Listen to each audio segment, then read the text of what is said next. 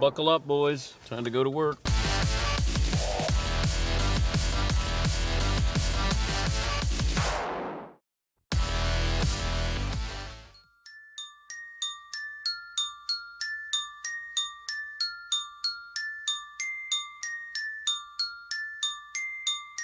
Dan Patrick. You can't tell anybody, but. Welcome to the Dan Patrick Show. 1996 NBA Finals versus Seattle. Games 1, 2, and 3, Michael averaged 31 and shot 46% from the floor. Games 4, 5, and 6, when Gary Payton guarded him, Michael averaged 24 and shot 36% from the floor. It took a toll on Mike. It took a toll, and then I feel myself. That's not a belly laugh. Just acknowledge. We're riding with Reggie Aloysius to the very end. And to me, that is wrong, because there's ways he could have said, yeah, you know what, he made me work. I'm next week. So, I mean, this is what made him. Wait, right? do you know? Never going to give credit to anyone. Broadcasting from the Mercedes Man Cave, this is Dan Patrick. Welcome to the program. It's hour one on this Tuesday. Dan and the Danettes, Dan Patrick Show. We'll talk to Michigan head coach Jim Harbaugh. He wrote the book, The Jordan Rules. Sam Smith will stop by, and the Pac-12 Commissioner Larry Scott will join us as well. Jeff Passan from ESPN, I've been told, will join us coming up a little bit later on this hour. We'll talk about baseball coming back and what kind of hurdles do you have, including how many games and how much are you paying the players. 877-3DP Show, email address, dp@danpatrick.com, or Twitter handle at DP Show. Chat row, you're on the clock. Got to come up with your T-shirt. We got, I think, 8 or 10 T-shirts there for you to vote on. You decide. And then on Friday, we will pick our winner for the Chat Row t-shirt. Go to the website to see the, nominees here. I'm trying to be polite here because Seaton's been a little bit rough on Chat Row here. Mario's been a little bit rough on Chat Row. I think they've done a really commendable job. Yeah, Seaton. I prefer to say it's more tough love. Just sort of like, it's all coming from a good place. Are Just you trying to get the most out of it? It's sort of like what Jordan would do to Scott Burrell. He's just like, hey, man, you can't guard me. Like, hey, guys, you can design better shirts. Okay, I got it. So you're the Jordan of Chat Row. Is that what you just called yourself? No, I'm just sort of using some of his same motivational tactics. Okay. That's all. All right. Well, Chat Row, come up with a T-shirt, and then we will print it for you. We'll have a poll question, stat of the day, play of the day coming up. You can watch on youtube.com/The Dan Patrick Show and listen on the great radio affiliates we have around the country and the powerful Fox Sports Radio lineup. The Monday Night Football booth has always held a special place in the broadcasting world, or at least it did for me when it first started. Because Monday Night Football, prime time, you had somebody named Howard Cosell who was in there who never played the game, never coached, but he was entertaining. He was a lawyer. He had made a name for himself with his relationship with Muhammad Ali. You put him in there. Frank Gifford, a former player who was then the play-by-play voice. Keith Jackson was also in there as a play-by-play voice. Don Meredith, the former quarterback with the Cowboys. You just put them in the booth, and they were entertaining. It was something that you talked about it the next day. And Howard Cosell was one of those, I guess the modern-day Howard Cosell would be Stephen A. Smith, where, and Stephen A. Smith is exposed too much, where Howard had a big platform, and when he said things, you listened. And Monday Night Football was a must-see TV. We didn't look at ratings. I didn't know what the ratings were back then. It was entertainment. You tuned in, entertainment. So Frank Gifford and Don Meredith, they had players like O.J. and Joe Namath, non-football guys, Dennis Miller, Tony Kornheiser. Monday Night Football lost its luster. Sunday Night Football was, rising up to be the best broadcast. And I know that I'm territorial because I worked at NBC, but Al Michaels and Chris Collinsworth, Michelle Tafoya, and the production crew, they made it the best football broadcast on TV. Mike Tirico then with Monday Night Football. John Gruden came in. All right, got a little bit more of a uptick here. Gruden was the I love this guy and the Spider 2Y banana. Okay. The booth is in the state of flux once again. Last year's team of Joe Tessitore, Booger McFarland reportedly out. ESPN flirted with Tony Romo, Drew Brees, Peyton Manning, and now it looks like they're going to stay in-house. It looks like Steve Levy is going to be the play-by-play voice, and that's a good call. I've known Leaves for 20 years, and I said, boy, and I texted him yesterday, I said, 20 years to become an overnight sensation. Congrats, Leaves. He goes, I don't know anything. Do you? And I said, I know that you're going to be the voice of Monday Night Football. I don't know much more than that. But Leaves will be good. He's a very good traffic cop, and he's not trying to impress you with his football knowledge. That's where you get into it. And I think Joe Tessitore, people didn't know who Joe was. And Joe is more of a college football guy, that voice, that enthusiasm, and I think he was trying too hard to let you know that he knew football. We don't want that out of our play-by-play voice. That's why we have an analyst. And you had, sometimes two analysts in there with Jason Witten and Booger McFarland. Booger will be good on the other shows on ESPN. I think it's better suited. Here's the topics. We need a 15, 20-second soundbite. Give an opinion, tell a story. I think Booger McFarland will be fine. Now you're looking at, is it Dan Orlovsky, who was a backup quarterback for his career? He'd done a great job on ESPN. Is it Louis Riddick, who does a great job, former player, assessing the draft, got strong opinions? I'm not sure who else they're going to bring in. Pat McAfee is also a possibility. Pat McAfee, to me, wouldn't be the right choice. I love his personality, but I don't like his personality in that situation because and he's smart enough to be able to adapt. I think Orlovsky is probably better suited for that, or Louis Riddick. Orlovsky, to me, is good. He makes you think. And not that McAfee doesn't. I just worry that you get to that sort of, we don't need too much entertainment here. How about we do a clean game? And the knock on ESPN has been, hey, these guys are making mistakes. How about a clean broadcast? You know what makes a great Monday night game? The game. When you have a good schedule, people will watch. You don't want them to not watch because of who's broadcasting. For the most part, we're pretty easy to entertain. And I always said, make it clean. And even when I talk to the Danettes, if we go on the road, I always say just a clean broadcast. We don't need to do bells and whistles. Just make it a clean broadcast. And ESPN, I think, tried too hard to recreate, make it an event. Sunday Night Football is not an event. It's just the best produced football game. That's all. It's clean, start to finish, clean. You got Al is a Hall of Famer, Collinsworth Hall of Famer. You got the people behind the scenes. Wonderful. Best at what they do, in my opinion. It's a clean game. And then you have people who are just professional. Don't try too hard. And you run into that. You run that risk because, hey, it's Monday Night Football. I got to do something more than I'm capable of doing. That's why Levy will be a great voice there. Because Levy works well with others, and he will set up his analyst. So I don't worry about that. That'll be clean there. Now, are you going to get Louis Riddick and Dan Orlovsky? Will that sync up? Will they disagree with each other? I mean, that you can have a good dynamic there. I just think ESPN has tried too hard. When they brought in Kornheiser. I mean, Kornheiser is brilliant, but he had to be set up by Mike Tirico. Dennis Miller had to be set up. And that's really hard because then you're not doing a game. If you're doing play-by-play, you want to do the play-by-play. You leave room for your analyst. He jumps in. He says what he's going to say. You call the action. Then you come back. You show the replay. You can't be there going, okay, I haven't gone to Dennis Miller in a couple of plays. I got to set him up so he can say, and the Taj Mahal, whatever. Kornheiser, same way. As brilliant as these guys are, that's not the role. We were trying to create Howard Cosell. There's only one Cosell. There is. You can't put Stephen A. Smith in the booth.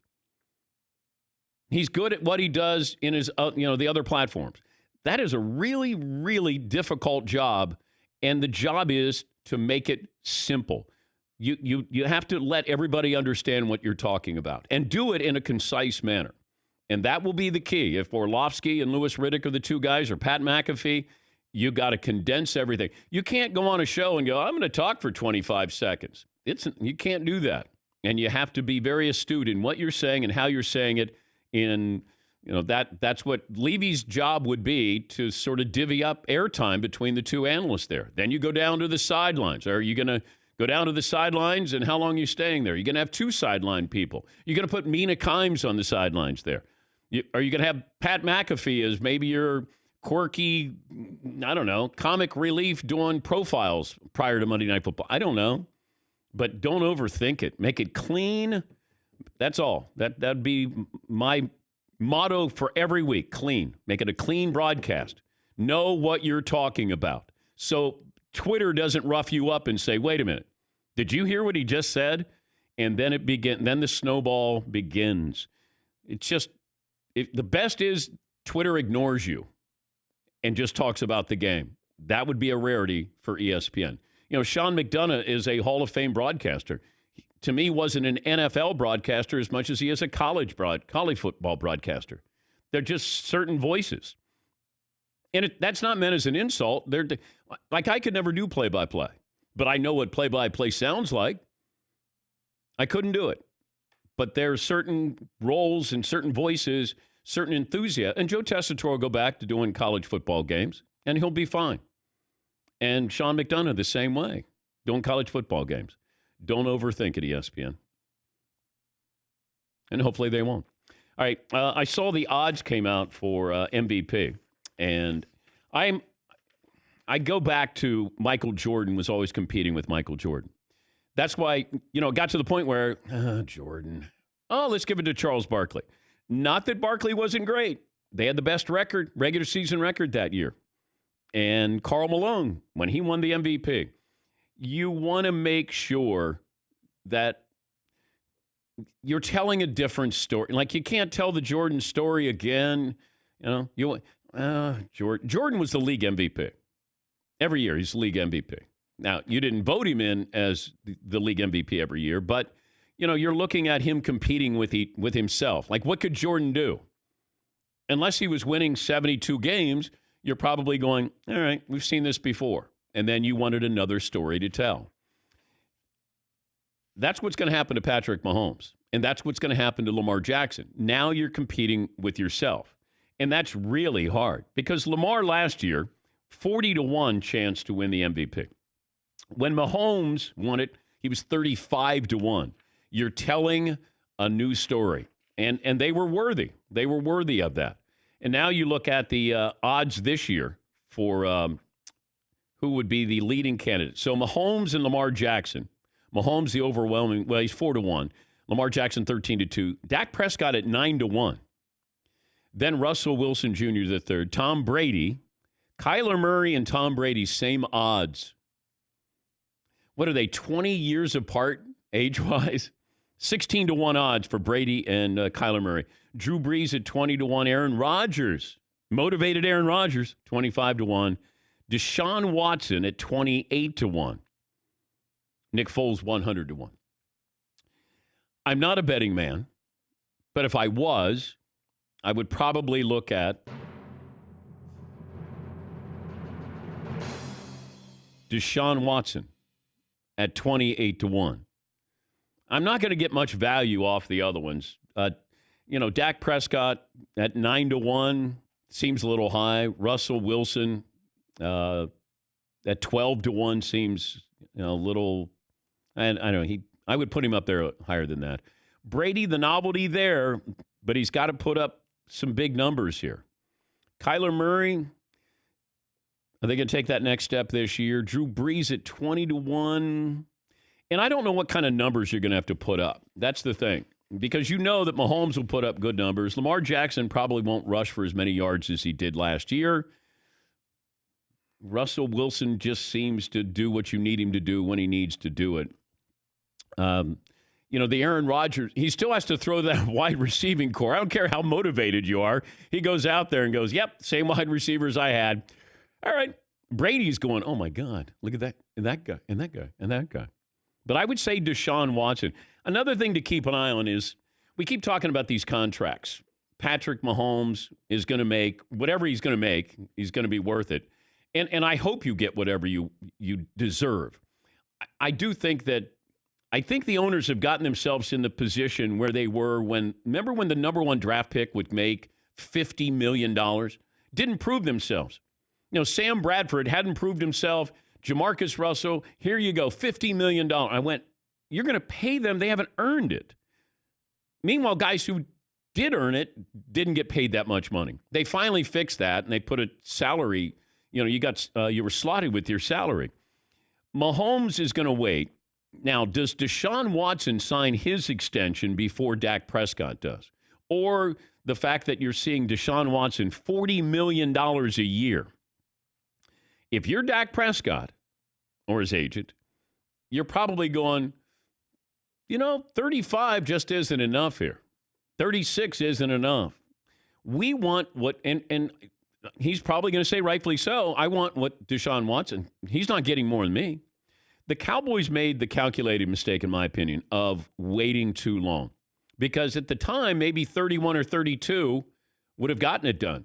And then you waited, and then other people are going to be on the clock, and then others are going to get more money. And then all of a sudden, Dak Prescott's getting more valuable by the day. And maybe he's going to get $38 million, maybe more. And then, Deshaun Watson's going to get paid. And then it's going to be Patrick Mahomes. Now, I still think it's crazy that you keep paying these quarterbacks. Is Dak Prescott better than Russell Wilson? No, he's not. But he's the next man up. Like Jared Goff. Should he have been paid that money? No, but he's the next man up. At some point, these owners have to say, am I paying a good quarterback, great quarterback money? Because that's where you're stupid. But if you're going to pay a great quarterback or you're going to pay somebody to be a great quarterback, I'm all for that. If you think they are, it's what do you do with the rest of the salary cap? That's on you as an owner, as a team. If you think that Dak Prescott is a great quarterback. Great. Then pay him. If you don't, then be a hardliner here. Give him the 1 year here, and then you decide if you really think that he's your franchise quarterback here. But that'll be incumbent on the Cowboys to do, what they've done with the salary cap. You overpaid for Zeke Elliott. Amari Cooper you brought back. You paid all your offensive line, and now it comes to Dak. You got to have, if you don't have a good quarterback, a relevant quarterback, you don't have a chance. And Dak Prescott is a good quarterback. Is he a great quarterback? Not yet. Deshaun Watson's a good quarterback. Is he a great one? Not yet. Patrick Mahomes, he's a great quarterback. We'll talk to Jim Harbaugh. We'll get to phone calls, play of the day, stat of the day. We got a lot of things to get to. We'll settle on a poll question as well. But when we come back, the Michigan head coach, Jim Harbaugh. This is the Dan Patrick Show. Recent study. Researchers revealed a substantial rise in the number of cyber attacks performed by websites posing as Netflix. Scammers are focusing more attention on people streaming content during this stay-at-home era. And then the hackers are shifting their resources away from targeting businesses and towards activities that can reach us directly at our homes. Now, this is on average. Over 2,600 coronavirus-related cyber attacks occur each day. It's important to understand how cyber crime and identity theft are affecting our lives. That's why it's great that there's LifeLock, the leader in identity theft protection, detects a wide range of identity threats like your social security numbers for sale on the dark web. No one could prevent all identity theft or monitor all transactions at all businesses. LifeLock sees the threats you might miss on your own by just monitoring your credit. Join now and save up to 25% off your first year using the promo code Patrick. 1-800-LifeLock. Or you can go to lifelock.com. Promo code is Patrick for 25% off.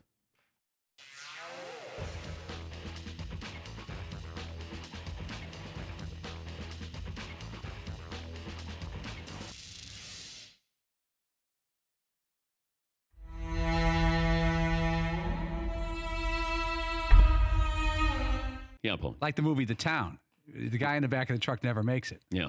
Well... Oh, it's too soon. Yeah, too soon. Yeah, come on. Sorry. The Town. What do you guys think of the movie? It's a pretty good movie, right? I just don't like the accents. It's pretty watchable, though. Yeah, but it feels like they already have the accent, but it's like they added more accent to it. Yes, yeah, those are, I always get hung up on movies like that, especially now that I'm a little older, because you're rooting for the bad guys. A little bit. Like, I want them to get away. I want them to get away with it. And, like, Jeremy Renner gets killed, and you're like, oh, no, that's too bad. He's robbing banks. Yeah, poor bank robber. Oh, man, that stinks. He got killed. And they're like, wait a minute. I'm not supposed to be rooting for those guys, am I? But give me another bad guy that you've rooted for, that you have no business rooting, like Silence of the Lambs. That's a toughie, Dan. Yeah, I don't know that I rooted for animals. Oh, my bad. Jesus. My bad. I thought you were going to say like Tony Soprano. And Yeah, right. Yeah, but he was helping Jodie Foster find the bad guy. yeah, he was helping himself to seconds on other people, though. No. That's quite apples to apples, but Yeah. Is there That rascally Anthony Hopkins or whatever his name is. yeah, like Psycho? Are you rooting like Jack Nicholson in The Shining? Yeah, pretty entertaining. Okay, give me somebody a bad guy that you've rooted for. Yes, McLeod. What about The Godfather? Like, Mike, those guys are kind of bad guys, but you root Well, for wasn't them. everybody bad? Yeah, I mean, everybody. I don't know, but we you Like, know, okay, here's one. Walter White in Breaking Bad. We yes, rooted for him. exactly. Like he was a horrible guy by the end of the show, but there was something still altruistic, philanthropic with him. He was the likable meth dealer. They're not a lot of them. Is there anybody else? Yeah, McLevin. Tony Soprano too. I mean, he's by all accounts a bad guy. Okay. But we root hard for him at the end. We're like, get that other guy. Yeah, Fritzy. I'm going to go Christian Bale, American Psycho. I found him extremely entertaining. in that That's movie. dark, Todd. I never saw that movie. Even though he was like killing people and Yeah. decapitating heads and putting it in the freezer, he was very obsessed about his business card and dressing and looking. A And you certain way. found that admirable. And Joe Pesci in Goodfellas, I thought was amazing. How am I funny? How make you laugh? Yeah, McLevin. I agree with both of those. Christian Bale is strangely likable in American Psycho. I understand that's a controversial take, but the author said the whole thing is a fantasy. It's just a critique of Wall Street. Like, it's not like he's not really killing people. It's just a dream. Just want to It's not a true story, is what you're saying. No, it's not a true story. Yeah. But I totally get Joe Pesci. Like, I liked him even though he was awful in Goodfellas.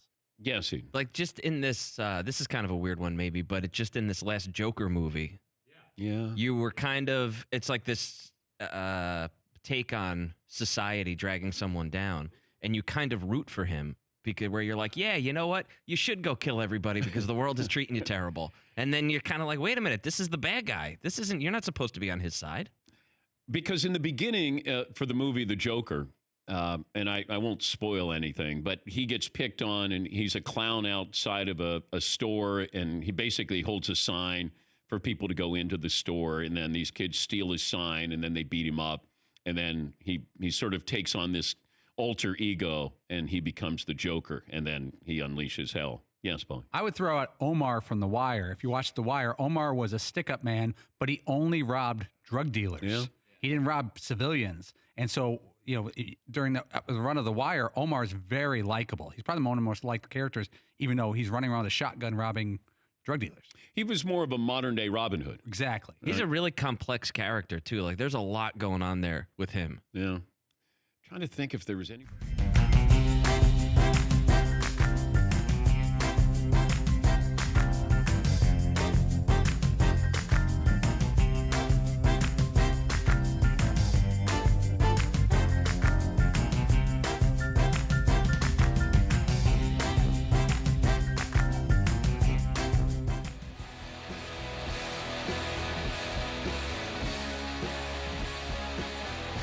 Dan Patrick Show brought to you by Mercedes-AMG. Be prepared for whatever comes your way. The all-new GT four-door coupe, because life is a race. Visit your local dealership for a test drive today. If you miss any of our interviews from the Mercedes-AMG Man Cave, go to the Dan Patrick Show app. Watch and listen from inside the Mercedes-AMG Man Cave. Mercedes-AMG driving performance. Head coach of the Michigan Wolverines, Jim Harbaugh, on the program. Good morning, Coach. How are you? Good, Dan. Good to hear your voice. What time do you wake up? Usually when the kids wake up. The 3-year-old usually drives it. He gets up pretty early. But then, and then what's quarantine like in the Harbaugh household? Yeah, living the dream in quarantine. A lot of phone calls? A lot of phone calls. Yeah, a lot of phone calls, a lot of Zoom meetings, and staying in touch with other head coaches in the Big Ten, our athletic department, our coaches on our staff, our players, and recruits. So been a lot of conversations. What have you been told? As far as whether we're going to play again, I mean that's the big question on everybody's mind. Can we play again? I think right now we don't know because it's dictated by. I think the simplest answer is if the governors allow our gyms to open up, then then we should be able to get our guys back into the weight room and training, and then a whole set of other, a lot of smart people working on, can we eventually play the games? I don't think anybody knows that for sure right now. Could you see a scenario, though, Coach, where not every school in a conference is going to be playing their football season or starting on time with everybody else? Yeah, I could see that. I'd be more for that, than saying all. If all can't play, then nobody plays. That kind of. I've never been a big fan of that kind of thinking. Yeah, because I was wondering about Rutgers, given the proximity to New York City. They might not be able to start when everybody else does. I look at the SEC, and it feels like the SEC is probably going to be full speed ahead. Pac-12, I think, has got some issues with just proximity of the schools there. I mean, it's kind of the wild, wild west of trying to figure out who's playing and how many games you're going to play. Is there going to be travel with planes or is it buses? And are you sorting this out as well? Yeah, well, everybody's looking into that, and it's it's going to be driven a lot by the health professionals. But I mean, a lot of different scenarios being planned for, like all options being looked at, the things that you're saying right now. People are looking at that. The length of the schedule, is it just a conference schedule? Do you play the games and a certain percentage of the fans can come or no fans can be in the stadium? I mean, all those things are being talked about and looked at. Talking to Jim Harbaugh, Michigan head coach. I was watching the 1995 Pro Bowl festivities and the long throw competition. During quarantine, you'll watch a lot of different things, Coach. And I got Drew Bledsoe in there, you, Brett Favre, Cordell Stewart's in there. I think you threw it 65, 66 yards. Favre, I think, blew everybody away. What do you remember about that? Yeah, I remember that was the farthest I ever thrown a ball. So I remember feeling really good about myself to throw it that as far as I did, and it was kind of a low wind cheater. But yeah, watching Favre throw the long ball. Randall Cunningham, one time saw him throw it 75 or 80 yards into a wind. That was, wow, gosh, that was amazing stuff. Best arm you ever saw? Wow, that's a toughie. Andrew Luck had a great arm. The ball came out a lot faster. He threw it harder than he looked like he was throwing it, but he was catchable. Colin Kaepernick, extremely strong arm. Yeah, a lot of guys with strong arm. Randall Cunningham, he had that fluid motion like a whip. Yeah. The amazing thing is that there wasn't guys that I can't even think of too many guys that threw it the same. Everybody had a little bit different throwing motion. But yeah, it was Brett Favre was incredibly strong arm guy. Well, are you still pushing for the Tom Brady statue on campus? Yeah. I think that's been earned. I think he's the greatest player of all time. He's pretty much lapped the field. Well, what did your chancellor, president, or athletic director say about this? It's being looked into. Jonas Salk, I think we should get I think there's a lot of deserving people. I think he's one too that should have a statue up. How many Super Bowls did Jonas Salk win? Yeah, he did some pretty good things. Would you explain this to me? Because I never heard this story. I don't know if it's true or not. When you were with the Niners, when Peyton Manning left the Colts, he worked out for the Niners, and you were there in 2012. Were you guys close to signing Peyton Manning in 2012? We were. We did a workout, and it was down at Duke University, and he threw the ball great. We were evaluating the situation, recruiting him. We didn't want to get into the show of it, where SUVs are pulling up and flying in here and there. Yeah. But yeah, it was more under the radar. And we had Alex Smith too, who had a great season for us in 2011, and then Peyton ultimately ended up deciding to go to Denver. But we were our hat was in the ring, and we were talking, but we had a good situation with Alex, and ultimately Peyton chose the Broncos. Before I let you go, you're proposing that. Well, explain it. What you want to allow players to be able to do to go pro early if they have the talent, the opportunity to go pro. Right. That a player could submit his name to the NFL draft after any season, freshman, sophomore, junior, senior, or after a fifth year. And if the NFL does draft them, then they would become a pro.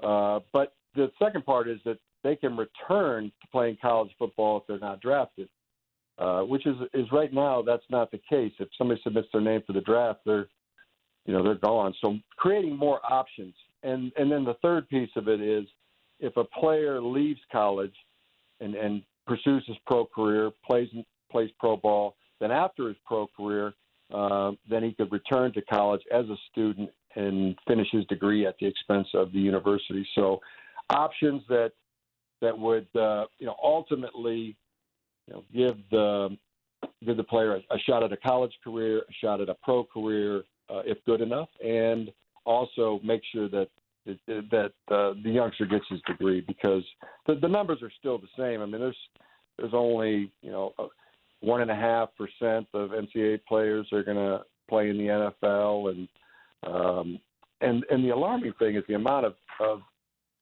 youngsters that come out, early for the draft, and then play or don't play. A lot of the times, not even get drafted. About 30% go undrafted that leave after their third year, and then it's over. There is no coming back to college. There's no probably don't even have the degree, and you don't have the pro career. So instead of that scenario taking place, the scenario taking place where the kids and their family can have it all. I mean, they get their playing career, their shot at the pro career, and they're going to get their degree. I think it just makes a lot of sense, and is a win-win-win for the student athletes. It's great to talk to you, and hopefully we get this sorted out soon. My best to your father, and thanks for joining us, Coach.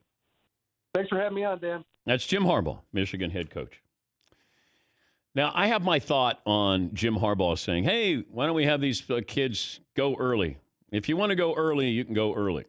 Well, if I'm at Michigan, and Michigan is, they're up there among the top schools in recruiting. But if I know that the guys at Alabama might go a year earlier, or the guys at Ohio State might go a year earlier, I'd be all in favor of that if I'm Jim Harbaugh at Michigan. Hey, Chase Young, man, I think he could play in the NFL right now. Oh, you do? Chase Young, and he leaves after his sophomore year. That because Michigan played Alabama in the bowl game. That Ruggs and Judy, they could play in the NFL right now.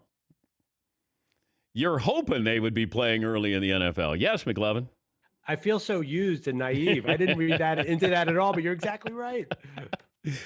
If I can get those guys at Ohio State to leave earlier, hey, Justin Fields is leaving earlier. Yes.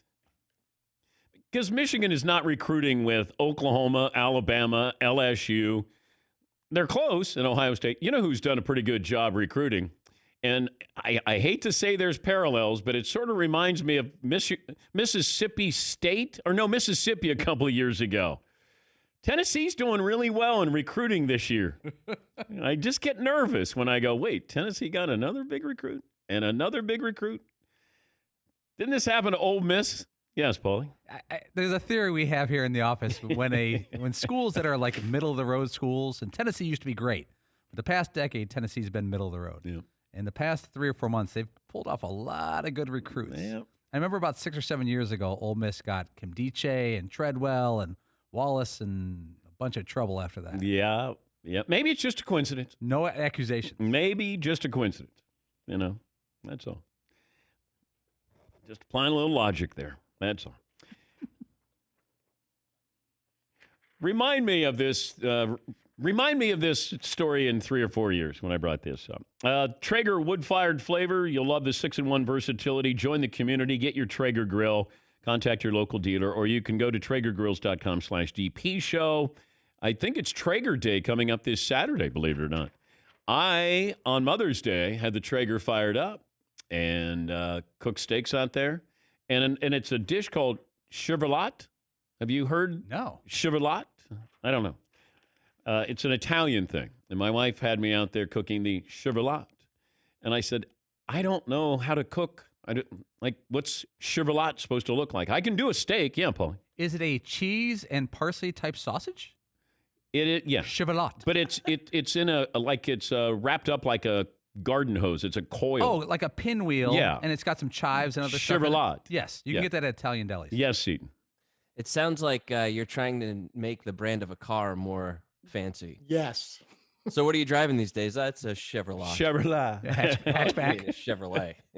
No, it's a Chevrolet. Well, let me talk to the resident chef, Todd. He beat me to it. Baseball, okay. hot dogs, apple pie, and Chevrolet. Chevrolet. Getting fancy. With Okay, your I Chevrolet. like that. All right, I'm good. McLevin, you got a poll question today.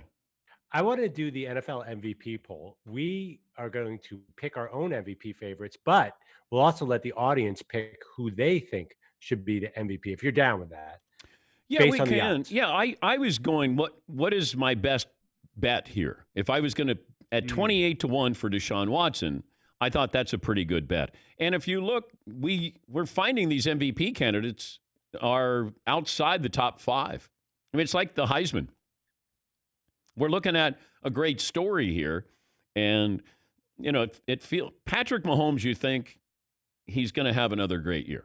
It'd be hard for him not to, let's put it that way. Lamar Jackson, it might be a little tougher because I don't know does he change his style at all? Does he run more? Does he run less? Does he pass more? We've seen those stories here. Russell Wilson still hasn't been given the credit that he deserves, in my opinion. No MVPs. And he's as valuable to his team as any of these quarterbacks there. Kyler Murray is up pretty high.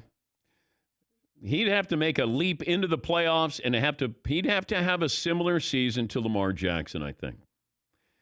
Tom Brady, it's an interesting story. Good story there. Dak Prescott's up there pretty high because I don't know how good the Cowboys are going to be. I keep thinking one of these years they're going to win like 11 games, 12 games, and go to the NFC title game. How about win your division? That would be nice. Deshaun Watson, Carson Wentz, Aaron Rodgers. I'd probably take a flyer on Aaron Rodgers and Deshaun Watson if I was looking at just, you know, using the odds in my favor. Jameis Winston, by the way, he and Christian McCaffrey have the same MVP. That's not fair.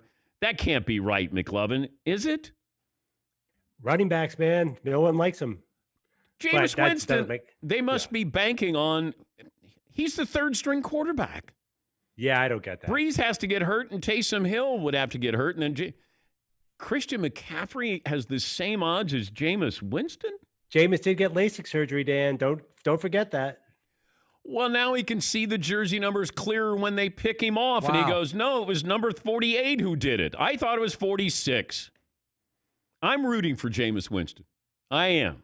Jameis Winston, write this down, record this. Jameis Winston will win a big game somehow, some way in the near future. Wow. Yeah. Way to go out there. Yeah. You're going to win a big game somehow, some way. Jeff Passan will join us on loan from the mothership. Are we getting closer to baseball? I still keep hearing July 4th, and we'll talk to Passan about this. Now the players are saying, hey, we don't want 50-50 as far as rev share here, and I think we're headed for a showdown between the Players Association and the owners. We'll talk to Passan about that. When are we getting baseball back? Coming up next hour, we'll talk to Sam Smith. He wrote the book. He literally wrote the book, The Jordan Rules, and the Pac-12 Commissioner Larry Scott a little bit later on. Back after this on the Dan Patrick Show.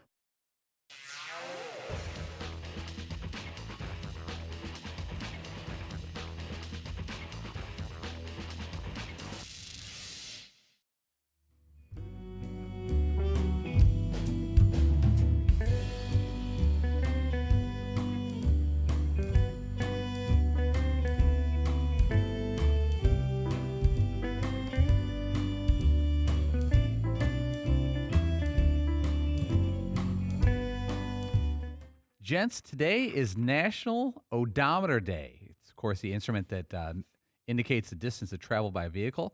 Electronic, mechanical combination of both. It's from the Greek word hodos, meaning path or gateway. In some countries, an odometer called a milometer, a kilometer, or a tripometer. Odometers were first developed in the 1600s for wagons or other horse-drawn vehicles to measure distance. Today, Dan, we're going to play the odometer game. This is very exciting. Now, you have to guess of the four Danettes, whose current car, the car they currently drive, has the highest odometer reading in miles.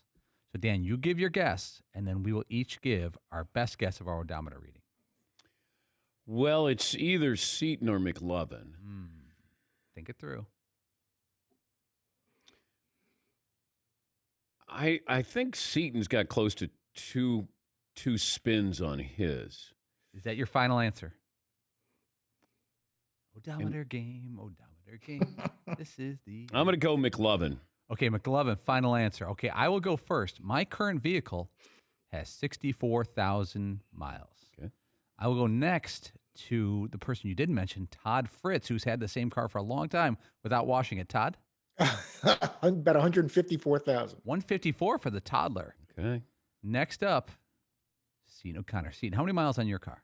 Yeah, unfortunately, Dan, you're catching me on the wrong car. Mm-hmm. Because my last car had, I think I put 375 on my last car. Wow. Get out. Is that even possible? Yeah, it is. That's the main reason why I bought my last car. I bought the exact same car because I was like, dang, I could do this. I want to say I'm somewhere around like 160 or 170 on this one. Nothing. You're just getting loose. Yeah. McLovin? I have not been in my car in weeks, but I think I'm about 70 on my new Honda 2000 Honda Accord Hybrid, silver, automatic windows. Got everything.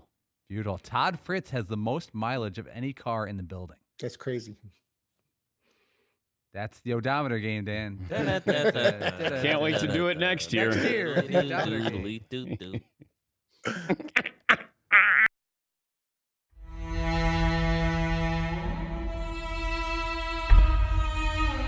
If I put you at 23 years of age, I got Lamar and I got Kyler Murray, and we're lined up for a 40. I'm going to give them a good run. Well, I'm going to give those guys a good run.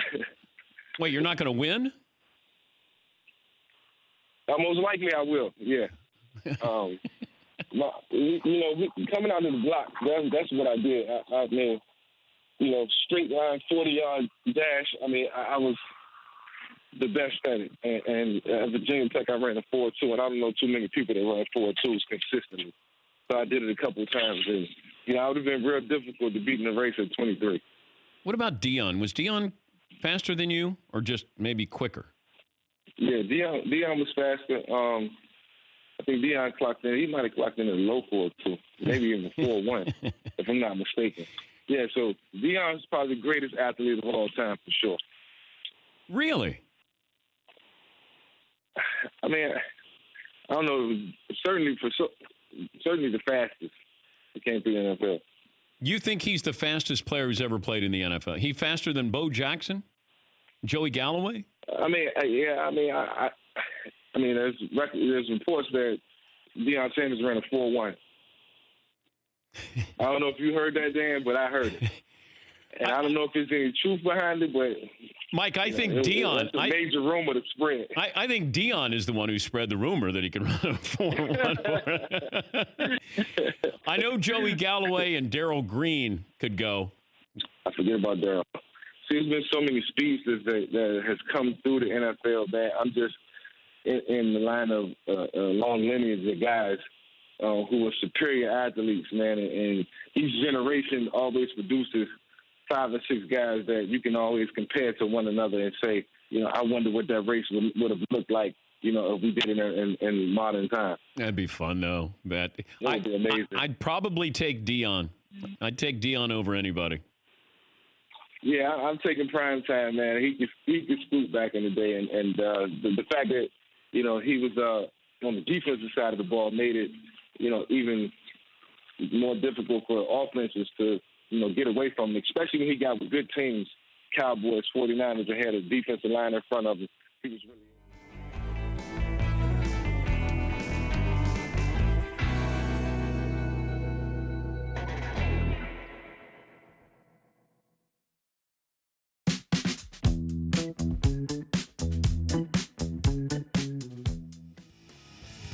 We are looking at the NFL MVP odds, and Paulie goes, "You're sleeping on Baker Mayfield Jr. III."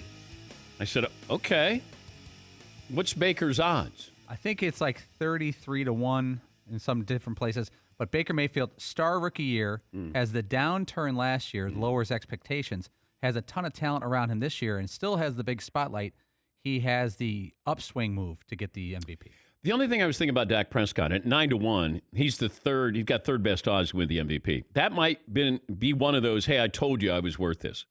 That this whole prolonged contract discussion, maybe that would be one where he'd go, see, we got CeeDee Lamb here. See what I can do. I'm the best quarterback in the league.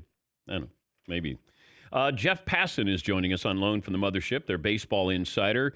Jeff, thanks for joining us. I'm curious if the obstacles of safety are larger than the obstacles of the money here with Major League Baseball. I mean, they should be, right? Like, that should be what the priority is, but this is sports. And this is baseball in particular. And these things tend to be really cyclical. It's always about money. At the beginning, they fight about it publicly. Then they realize how obnoxious that looks, and they take it inside, and they recognize that if they continue to fight about money and end up not having a deal, it's going to be 1994 all over again. And look, if you want 1994 all over again, fine, go ahead and have it. Just don't have it in the middle of a pandemic. Just don't do that, because it's wrong. It's bad for everybody involved, and I hope that the adults in the room recognize that. All right, as we move forward here, and hopefully baby steps here, I still keep hearing, and I've heard this, I think, for 5 weeks now, is July 4th, around July 4th. What has to happen, is July 4th a reasonable target date here? Yeah, I think it's realistic. We're looking at like 2 or so weeks to negotiate this deal, 2, maybe 2.5 weeks. And if it gets done, the Major League Baseball then needs to go and secure approval from all of the governors in whom state they're trying to play. They've already been doing that. Gavin Newsom yesterday in California talked about it. Mike DeWine told reporters at ESPN that he talked with Rob Manfred. So get gubernatorial support, get mayoral support, get White House support, get doctor support. And Anthony Fauci is coming out this morning and talking about how we're reopening too quickly. Getting Anthony Fauci support would be a really big deal. Having Anthony Fauci say, I don't like what baseball is doing, that wouldn't be very good.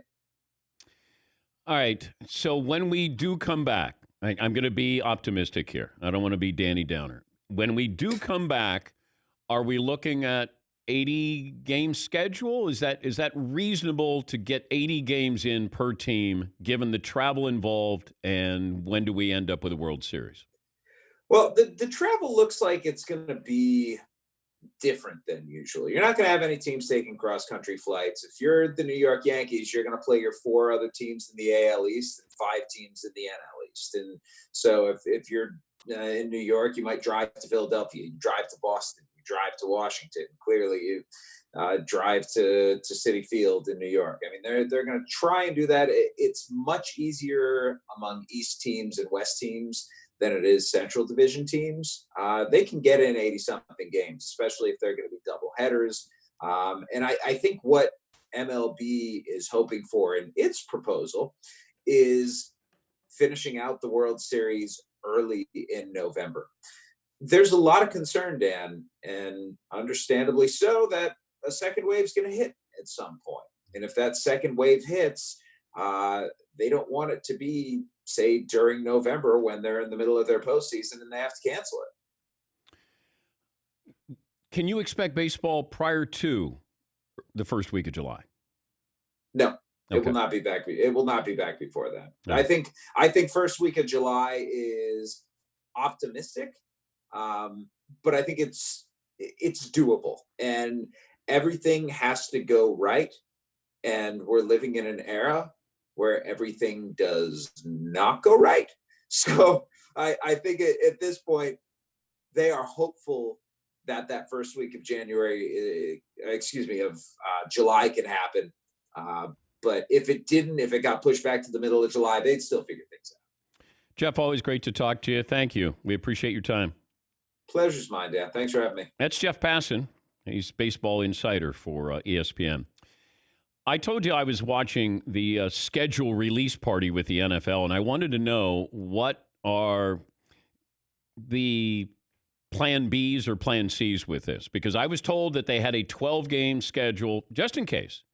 Now what we're finding out is this, according to Peter King, the NFL's portable schedule would move the first 4 weeks of the season into January, As a result, the 2020 season would start Thursday, October 8th, with the Buccaneers facing the Bears on Thursday Night Football.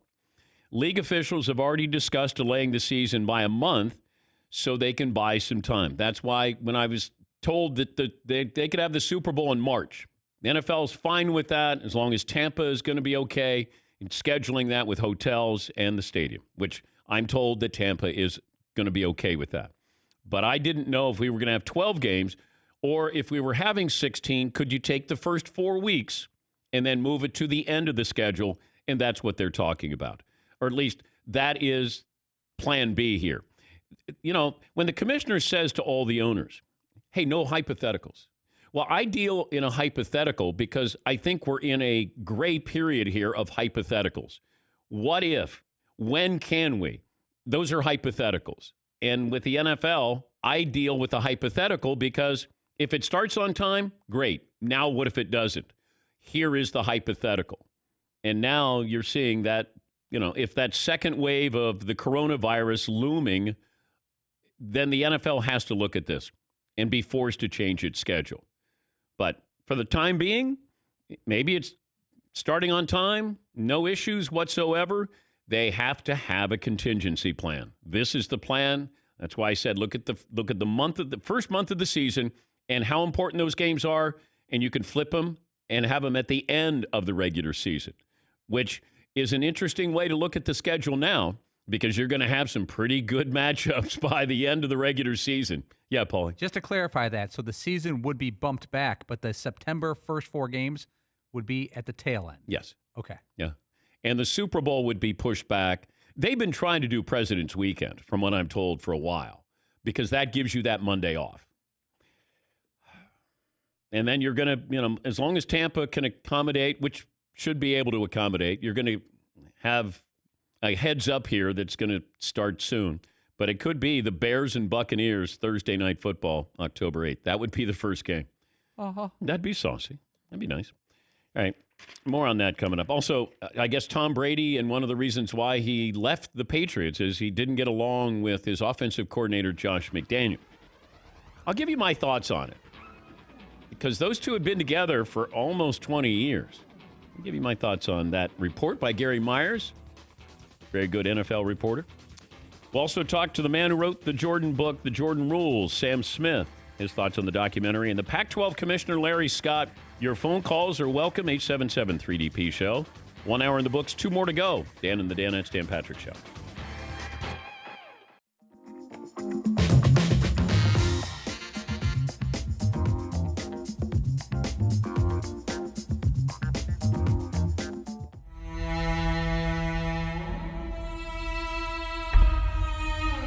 Well, you played hockey, so you have to go into the juniors, you have to go into the minors, all of those things. You went to Europe. Yeah, I did all that. It was the world's greatest experience. I'd never change it for anything. I got hurt when I was 24. Couldn't play anymore. Really happy that happened. Would you, if you didn't get hurt, would you have gone into acting? No, I wouldn't have. I probably would have. Because if I wouldn't have gotten hurt, that means you're ending at 34, 35 maybe. Yeah. And at that point, like, what are my marketable skills? Not a hockey. It was it. You know, that's it. So I was really happy that when it happened, I was young enough to go, I'll jump with 2 feet and not think about anything. I don't have anything to worry about. I got no anxieties. I got no responsibility. I'll just do what I did in hockey. And I thought, like, if it worked, it worked. And if it doesn't, it doesn't. But what did your parents say when you say, I want to be a professional goalie? Well, when I first started playing goal, my dad did not want me to play goal. He was like, do not play goalie. Please don't play goal. Just go and have fun. And you're going to be a baseball player anyway, so it doesn't matter. Like, you're going to be a catcher. You're going to hit, 270, and you're going to be in the big leagues. Like, that was his thing. Because my whole family were baseball players. I just didn't like it as much. So when I said I really, really, really wanted to play goal and he realized I was serious about it. Best hockey movie of all time. It's got to be Slapshot. It's got to be Can you relate Slapshot. to any of that? Oh, my God. Are you kidding me? Everything. I mean, every character, every aspect of every piece of, I mean, even to the point where, I mean, for me, it was way crazier in some respects, where when I went to Holland, you're on the phone with your agent and they go, I'll go anywhere. I was playing hockey in Germany at the time, and I just wanted to like get a job somewhere. So they call me and say, oh, you got a team in Groningen wants you to play. Okay, great.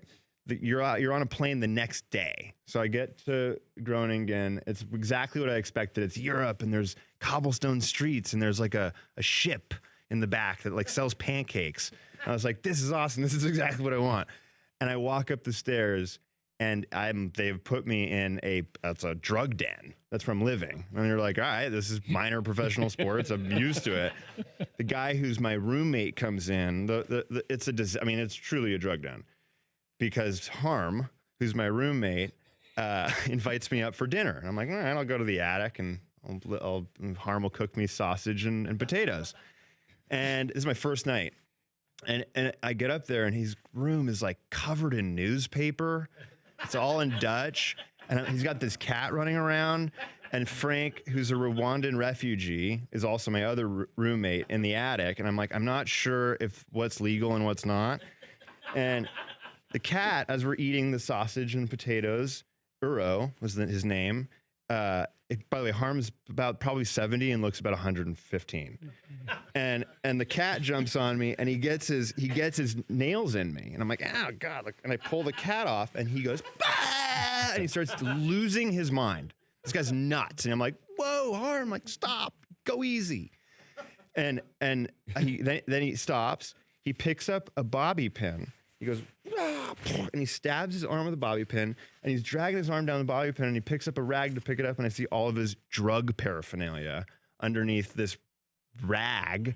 And I'm like, where am I? What did I do? Like, what? This is insane. And then you decide to get into acting. Yeah, exactly. But that was my first, that was what was great about it. You know, that was what was great about professional sports. First of all, I love the guy. He became a friend of mine, and he was a great guy. But that was the kind of experiences that you can't get anywhere else. That was why you'll never change it, you know.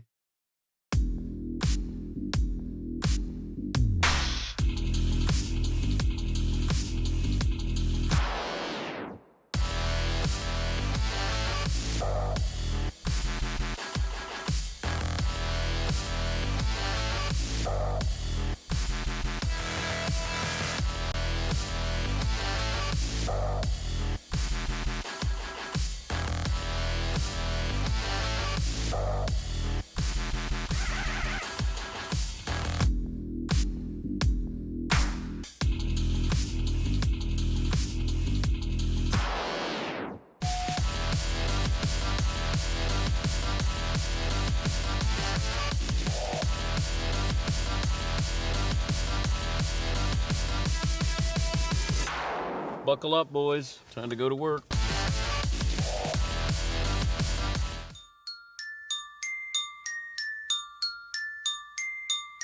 Dan Patrick. You can't tell anybody, but. Welcome to the Dan Patrick Show. 1996 NBA Finals versus Seattle. Games 1, 2, and 3, Michael averaged 31 and shot 46% from the floor. Games 4, 5, and 6, when Gary Payton guarded him, Michael averaged 24 and shot 36% from the floor. It took a toll on Mike. It took a toll, and then I feel myself. That's not a belly laugh. Just acknowledge. We're riding with Reggie Aloysius to the very end. And to me, that is wrong, because there's ways he could have said, yeah, you know what, he made me work. I'm next week. So, I mean, this is what made him. Wait, right? do you Never know? going to give credit to anyone. Broadcasting from the Mercedes Man Cave, this is Dan Patrick. Welcome to the program. It's hour 2 on this Tuesday. Dan and the Danettes, Dan Patrick Show. We'll talk to Sam Smith. He wrote the book, The Jordan Rules. I don't know what his relationship is like with Michael now. Probably a little frosty. But we'll talk to Sam Smith, what he thinks of the documentary, and Larry Scott, the Pac-12 commissioner, will stop by as we look at alternative plans for college football. Spent a little time last hour. We talked about the NFL season could begin October 8th. And this goes back to what I said I was looking for when they were releasing the schedule. The commissioner specifically told ownership no hypotheticals. They were going to deal with the NFL schedule starting on time. And from what I was told, they were looking at flipping the first 4 months, first month of the season, the first 4 weeks. If they had to flip it, and those were at the back end of the schedule, and the Super Bowl would be moved back to late February. That's what I was told. Maybe even into early March. Peter King, NBC Sports, NFL reporter, said the portable schedule would be moving the first 4 weeks of the season into January. As a result, the 2020 season would start Thursday, October 8th, with the Buccaneers set to face the Chicago Bears on Thursday Night Football. Once again, this is Plan B. This is contingency plans. And this is what I was told going into the scheduling party. It's going to work either way. If it starts on time, all right. But if it's pushed back into late February, NFL's fine with that. Even more anticipation leading up to the NFL season, and then you own February as well. And maybe just a piece of March. NFL is going to be fine with that. But, this is just a contingency plan. This is what is being discussed, was discussed prior to last week. Also, with the baseball season, I still keep hearing that 4th of July, that's sort of the target date if they're going to be able to pull this off. They got to come up with the rev share here. Is it a 50-50 split? You've got to get sign-off starting at the White House to governors, mayors, trying to get testing in place. I mean, there's a lot of hurdles. But this is why the commissioner, Rob Manfred, has been kind of quiet, because they're hunkered down trying to figure all this out. There's no reason to come out now and say, because we've asked for the commissioner, and I think he's going to pick his spots when he's going to do this, because you don't want to put a date out there where somebody says, well, wait a minute, you told us, or you start to expect it happening around 4th of July. This is what I was told, and the source that told me this 5 weeks ago.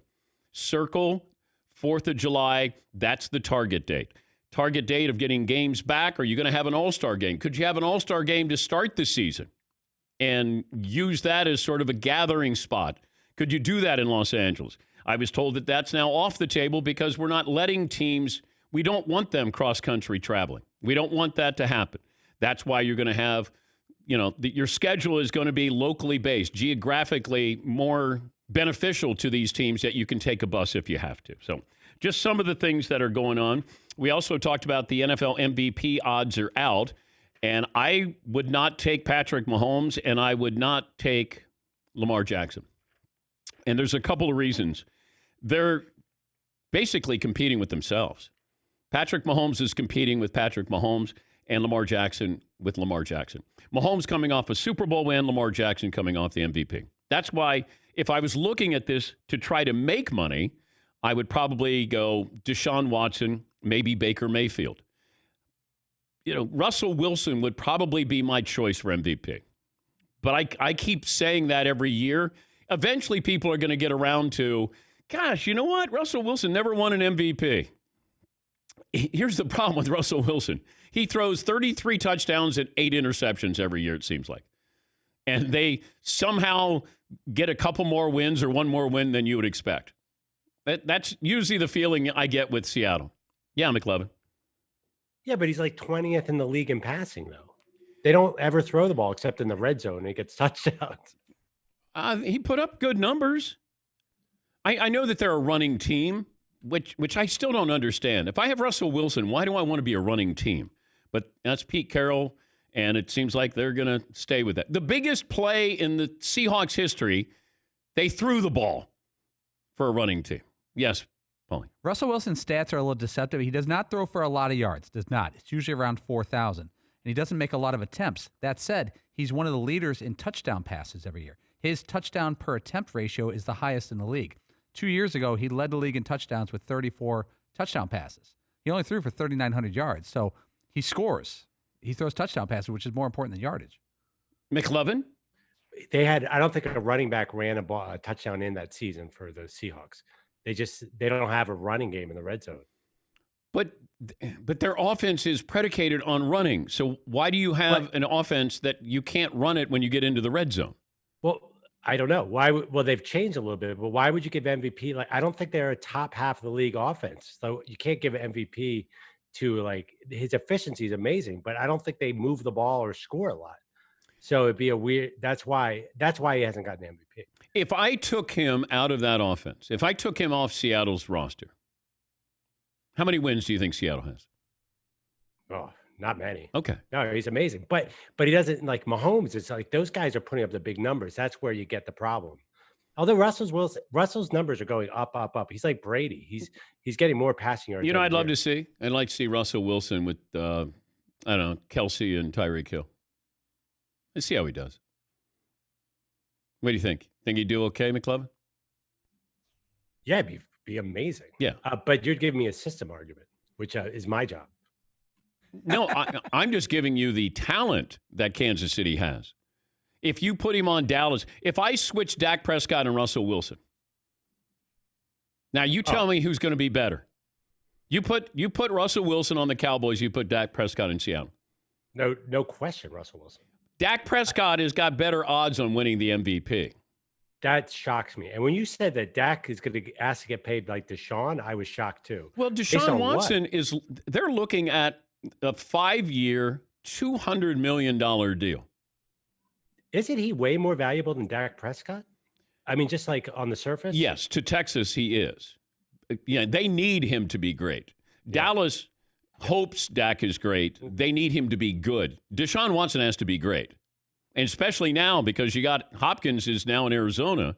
But he's going to, once again, the Cowboys have prolonged this, and it's cost them more. Dak Prescott hadn't played a game, and he keeps making money every single day. Because you're going to, if Deshaun Watson signs that $40 million a year deal, I don't know if he's going to do that before July 15th. What's Dak Prescott worth? Now, I don't think he's worth $40 million if I'm judging that on Deshaun Watson's value and Dak Prescott. I mean, this is all monopoly money to us, but not every quarterback deserves to get the next highest salary. That's what's so flawed by these billionaires that they go, hey, Jared Goff, next guy up. Yep, you get paid more than this guy. At some point, somebody has to go, yeah, this is kind of crazy. You know, Jared Goff's a good quarterback. He should not be the highest paid quarterback in the league at any point in his career, given what has happened so far. Dak Prescott should not be the highest paid quarterback. There are certain players who should be. Now, you're going to have people catch up salary-wise. If Aaron Rodgers signs his deal 4 years ago, you know, maybe he's going to be underpaid at some point in his career. But there's certain guys where, like Kirk D. Cousins, should not be the highest paid quarterback at any time in his career. If you want to give him guaranteed money, I'm all for that. And whatever they make, they make. I mean, it's not my money. It just puts more pressure on your capologist to spread the money around, to make smart investments there. But you don't have to give every quarterback the next, hey, you're next up to be the highest paid quarterback in the league. That's just, to me, that sounds financially ignorant. Yeah, Paul. It's almost like the teams, though, have no choice. They're backed into a corner. If you want to upgrade the quarterback position, you got to pay. The only way around it is to draft a quarterback and ride out that rookie salary, which is the best way. If you happen to get a rookie that's good, you got a 4-year hall pass at the quarterback position. Otherwise, you have to pay, or the position is bad on your team, and you got no chance to win. What if I let Dak Prescott go and be a free agent? Then the Cowboys will not make the playoffs. No, but who is going to pay him $38 million a year? I like Dak Prescott. I like him personally, and I like him professionally. But I also have to look at this, and I have to be a businessman with this and go, is he worth that kind of money? Now, compared to everybody else, I guess, but that doesn't make it right. I just think the salary structure is really flawed in the NFL when it comes to that position. You have to have – I want to pay a great quarterback great money. I don't want to pay a good quarterback great money. And that's where you run the risk here. But Dallas could have paid Dak Prescott before this. You could have probably signed him to $35 million 6 months ago. Yes, Eden. The NFL seems to be the only sport that really struggles with this, figuring out how to value people.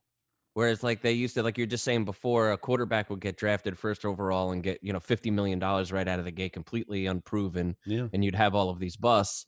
And now under this new system, teams are being backed into or sort of cornered into paying their quarterback way more than they need to.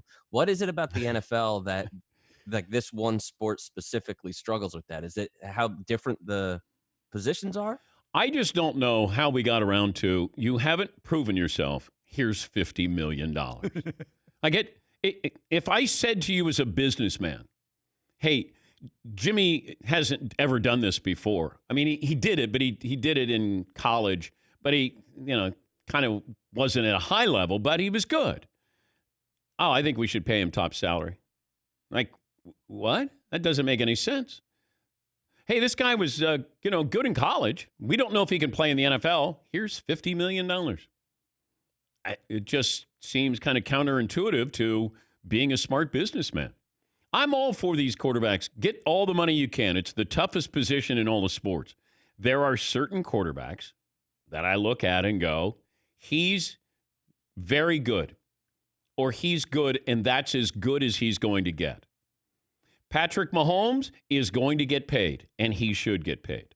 Deshaun Watson's going to get paid, and he should get paid. Dak Prescott is going to get paid. He's going to get paid more than he probably should, and he's the Cowboys quarterback, but I put the blame on the Cowboys. You could have signed him a while ago and been done with this. You draft Ezekiel Elliott. Nobody drafts running backs that high anymore, and then you pay him again. So you basically overpaid twice for Ezekiel Elliott.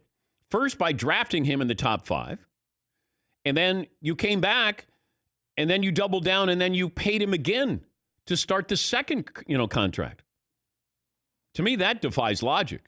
I can get somebody to get you 1,200 yards behind that offensive line. And I can get him probably in a 3rd or 4th or 5th round. The Pollard kid is a good running back. He's a nice running back for them. Zeke can be great. I don't want a running back on his second contract. The fact that the NFL odds have Jameis Winston and Christian McCaffrey as the same odds to win the MVP. That tells you everything you need to know about the running back position. Christian McCaffrey can't be any better than he was last year. And he's got a bad team. Zeke Elliott he's got worse odds than Christian McCaffrey to be the MVP. Yeah, McLevin. Is there any chance they're paying Dak to be like a face of a franchise leader? Like, does that count? Like, Jerry Jones is the face of the franchise. Well, I mean, just his personality is so good. Is there a value on that? Because everyone seems to love Dak personally, like interview wise and stuff. I guess it's Jerry's. It's Jerry's. He's the face of the franchise. He's the coach. He's the GM. He's the owner. It's Jerry. I like Dak Prescott as the quarterback. I don't know if he's a great quarterback. And that's not a knock on him. I just don't know if he is. And the fact that they went out and got CeeDee Lamb, they didn't need another wide receiver. It's nice to have it. Just ask Aaron Rodgers. But what are they saying? Can Dak do this on his own, or does he still need more help? Hey, we're going to keep Zeke there. Offensive line. We got another wide receiver here for you. I don't know. They send mixed messages, the Cowboys do. But they could have wrapped this up a long, long time ago. I was also noticing that, we see these long shots. You had Mahomes was 35-1 before he won the MVP. Lamar Jackson was 40-1. 16 running backs have won the MVP. The last running back to win the MVP? I'll give you, if I give you the year, you'll get it. Let me see. He's not with the team that he won the MVP with. He's still in the league? He is still in the league. Kind of. He's still in the league. Adrian Peterson. 2012. 4 of the last 5 winners have had odds longer than 30-1 to win the MVP. Just something to keep in mind for entertainment purposes only. Yes, McLevin. There's been a trend. 2 second-year quarterbacks have won in a row, and you've been a Kyler Murray fan for a long time. I know. So are you looking at him and evaluating him? No, because he's got to win 12 games. Lamar Jackson, they had the best regular season record. And Mahomes was putting up record-setting numbers. And then, I mean, he had record-setting numbers, and he was on a really good team. Is there any chance the Cardinals take that next big step like the Ravens did? Well, the Niners are going to be good. Seattle's going to be good. I mean, the Rams will be competitive. They're not going to be a 13-win team, but they might, win 9, 10, maybe. Arizona would have to win 11 games, maybe 12 games for Lamar Jackson or for Kyler Murray to get that shot.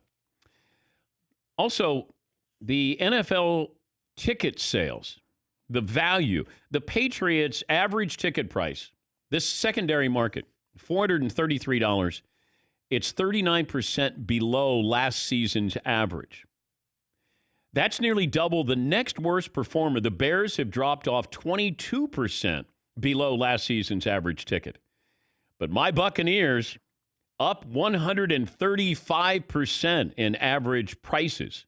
The Buccaneers now have the 6th priciest average ticket on the secondary market, $485 per seat. Raiders sold out. Hot ticket. New stadium. Broncos are one of the hottest teams in the secondary ticket market. Excuse me? Yeah. Vegas had a jump from last season's average, 528% for the Raiders. That's nearly triple the next nearest team in terms of jump in demand. So just some fun numbers there. Also, there was a story by Gary Myers. Gary Myers has been covering the NFL for, I'm going to guess, 30, 40 years. And he had a report here, which I'm paraphrasing, but he said that part of the reason why Tom Brady left the New England Patriots had to do with a kind of tension between him and the offensive coordinator, Josh McDaniels. Tom Brady has since come out and said, that's not true. And he had other words. He was very vocal about it. But Josh McDaniels and Brady had verbal bouquets for each other when they departed. My thought is Brady and Josh McDaniels may have tension, but I have tension with some of my brothers. You do. That happens when you're on the job. I have tension sometimes with Paulie, but we're in it together doing the same job, and we're here every day.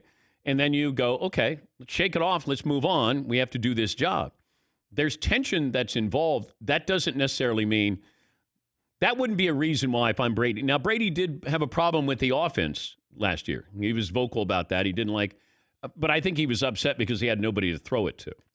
The philosophy was, hey, Tom, we don't have a good offensive line and we don't have any weapons, but hey, can you get the ball out in less than 3 seconds? Okay, ready, break.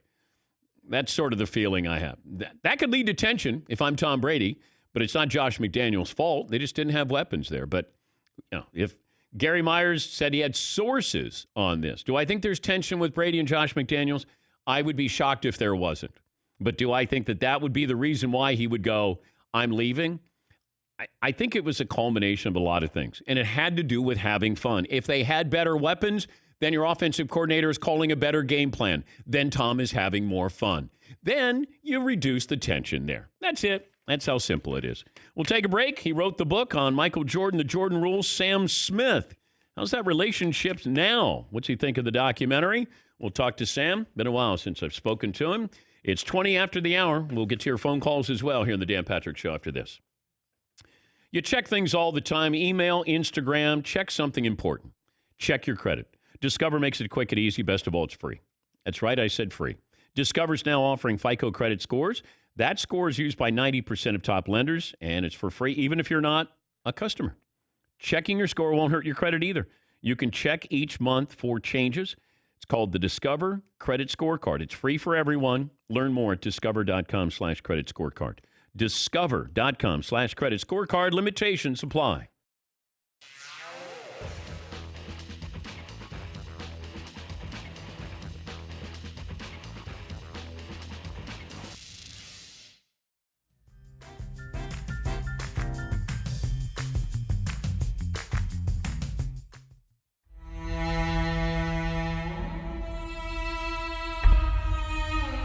What was the second name that you guys were looking at, aside from Hootie and the Blowfish? That's the only name. Mark and I used to be the Wolf Brothers, but the worst name, Dean wanted to call us Black and Blue because they all had blue eyes and I was black. I think that would have been a good name. It'd been better than Hootie and the Blowfish. Black and Blues. Yes. But I do think the name did help you guys. Like it or hate it, you never forget it. And so I think it did help us. Because people could remember it. Yes, no one forgot the name. And there was something about that. But at any point, did you guys think we should change the name? Oh, yeah. Basically, when Sony got in the band, We took a good hard look at it. We were playing clubs, and we were like, we should probably change the name. But we were already doing so well in the few places, we didn't want to start all over. We And were- if you change yeah. your name, you're starting all over. We were drawing hundreds of people at that time. Of our career. Big numbers. If all 600 people had left because we changed our name, I mean, what would happen? But also, when you look at this, we always look at an overnight success, but it took like 20 years for an overnight success, or 10 years for you guys. But when I met you guys in, 94, you guys had been playing at frat houses and whatever for 10 9 years. years, 9 or prior. 10 years, Yeah, 9 yeah. or 10 years. Yeah. At any point, how close did you guys come to just saying, this ain't going to happen? Never. Yeah, because what else are we going to do? Are we going to become sportscasters or something? There was never a moment where we thought about not playing. Like when we got our record deal, we weren't even looking for a record deal. We were doing so well in the clubs. We were playing the same clubs every 6 weeks, making, we were all making over $50,000 a year just playing clubs. We were content. We weren't even looking for a record deal. So you And got one came. free drinks, women, and you're making and $50K. and you're paying the bills. Yeah, it was perfect. But when you have the importance of Hold My Hand to this band. Was what? First of all, Sony, when he came to audition for the band, the first thing he did was said, "I got a song." We said, "Play your song," and it was "Hold My Hand." And so we were like, "You're in the band, bro." I thought it was my hair. Oh, poor Sony and the hair. It's also the song that David Letterman heard, and it's like, hey, I want that band on my show, and then that was the appearance that sort of broke the ice. So it was a pretty important song for us. Yeah, because I wonder that where you look at these bands, and then I didn't know if you guys were worried about being a one-hit wonder. We weren't, because by the time we got to recording Cracker Review, we had been playing Let Her Cry for several years. We'd been playing Only Want to Be With You for several years in the clubs, and Hold My Hand. Yeah. So we had kind of a small little catalog of songs that were working, as well as Hold My Hand in the bars. And that's the testing ground. If you can get 200 people in a club to sing along with you, and then buy your cruddy little cassette for $5 and take it home because they like it that much, those are songs that are gonna last. What was it like to hear that song on the radio for the first time? Oh, it was amazing. It freaked us out. Do you just stare at the radio? You do. Well, not back then because you didn't, it wasn't didn't any have the names. title. There was no names. It was just a thing. But it was funny for us. There was one moment where it was too much. I was in Charleston, and I'm driving on the road, and I got the radio on, and the Hootie song comes on, and so I changed the channel. It was after everything was big, and I changed the channel, and the next channel was a Hootie song on, and I changed the channel, and the next channel was a different Hootie song on. And I changed it a fourth time, and Time was the fourth one, and that was on, and I went, oh my goodness. I really went, oh my goodness, we're on every radio station in this town. It was crazy. But what happened that first taste of success? I paid off my student loans. What about you guys? For us, it was like a kind of a gut check of like, hey, this is what we really want to do. This is what we're passionate about, and we're gonna do this forever. I'll be honest with you, we didn't see the only success we saw was that the shows were getting bigger because we were always on the road. It was never anything but touring, so the shows were getting bigger. Great.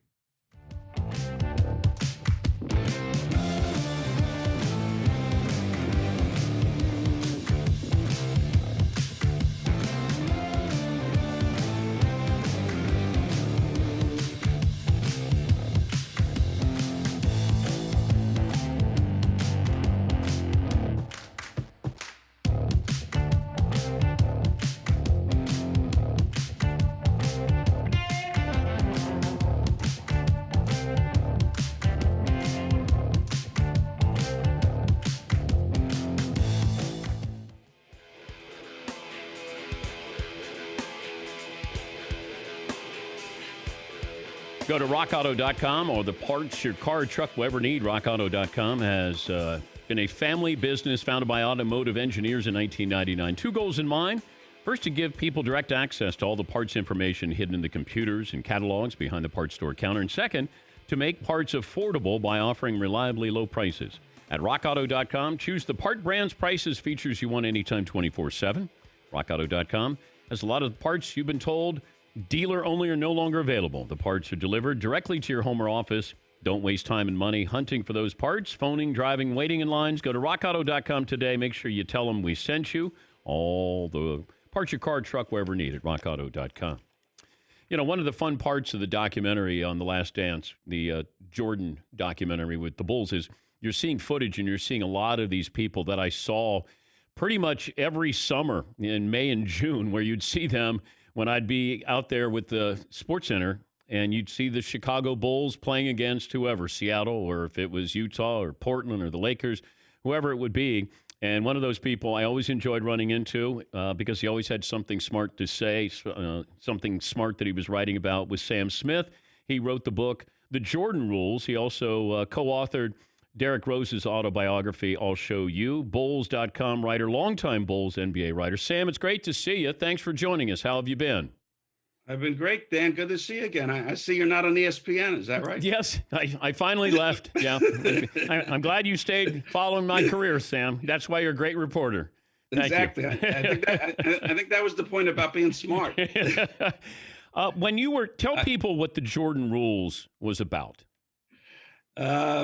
You know, it's sort of double entendre in a sense, and that was not covered in the documentary. Not that it should be either, but it was sort of a play off the Pistons defense, which was essentially a trapping defense. When they finally realized, we can't play this guy. We've got great defenders, Joe Dumars, Dennis Rodman, and he's beating us all by himself. So we're going to double team and triple team him and just guide him to places on the floor for Jordan rules. And well, the Bulls Jordan rules, and sometimes was, and Phil Jackson used to say a lot, the pretty girl gets kissed. You were around Phil a lot.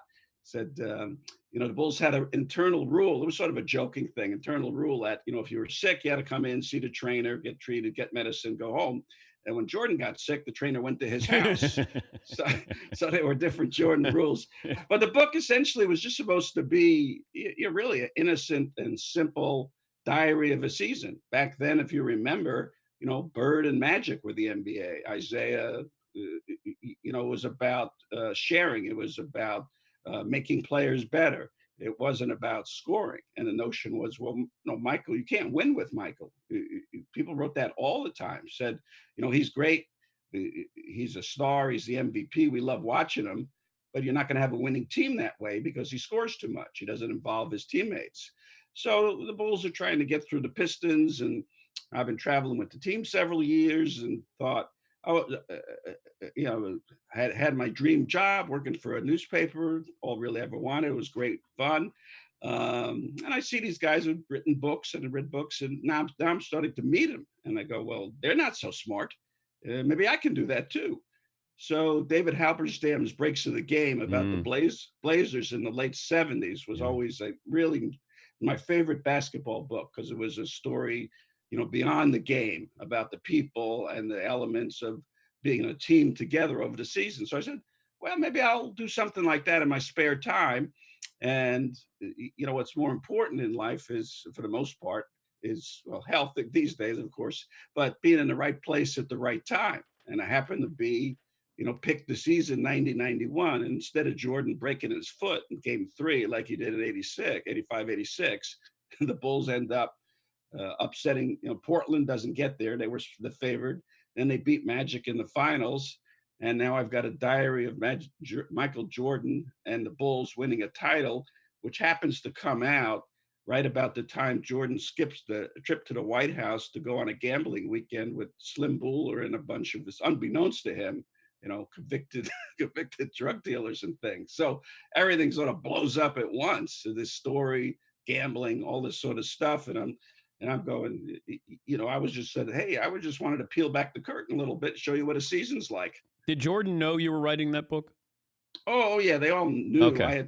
I had told guys this season, and what I'm proud about the book, I mean, of course, it's taken 30 years, and now I've got validation because Michael sort of copped to it now and said, "Yeah, I could be a jerk sometime."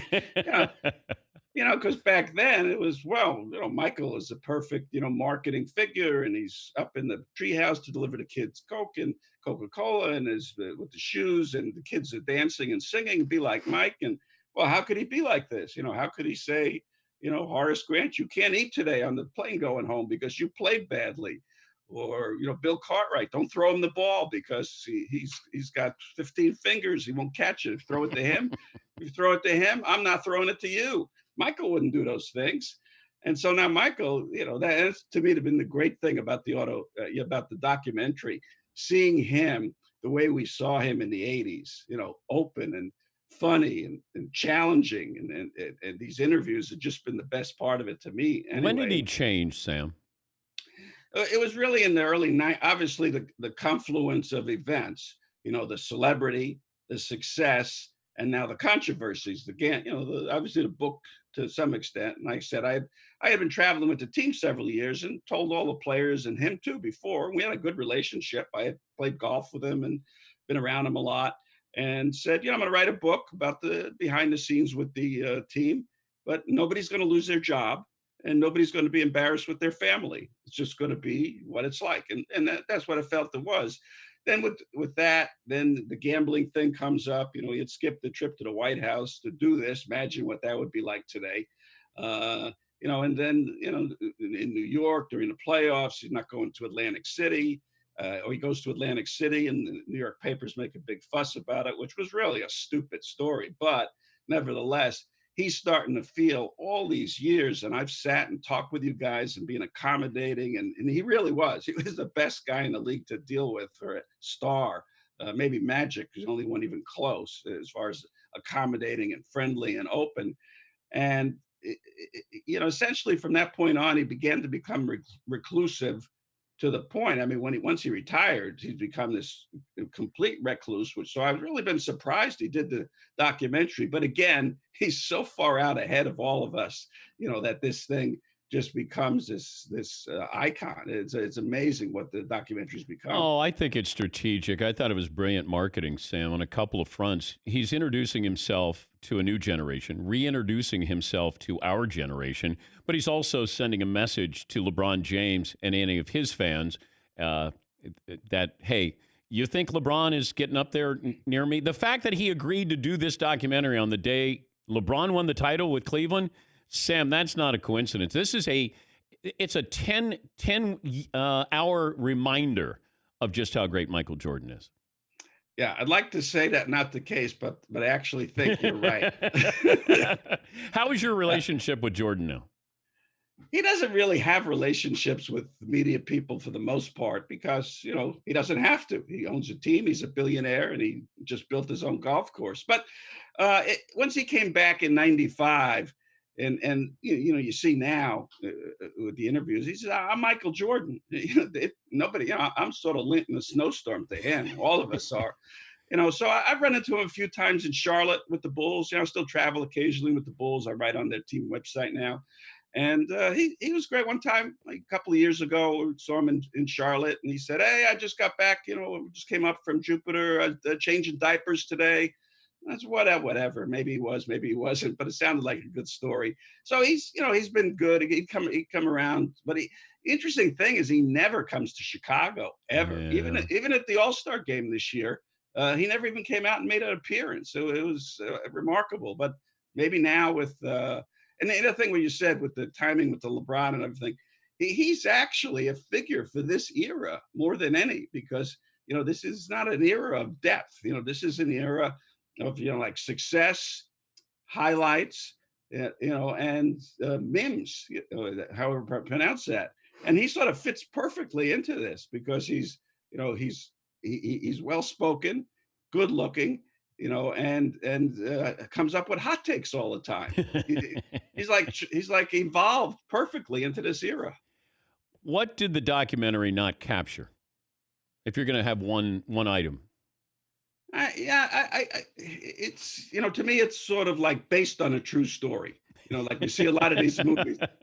I think everything they're talking about basically happened, but elements of it get forgotten about.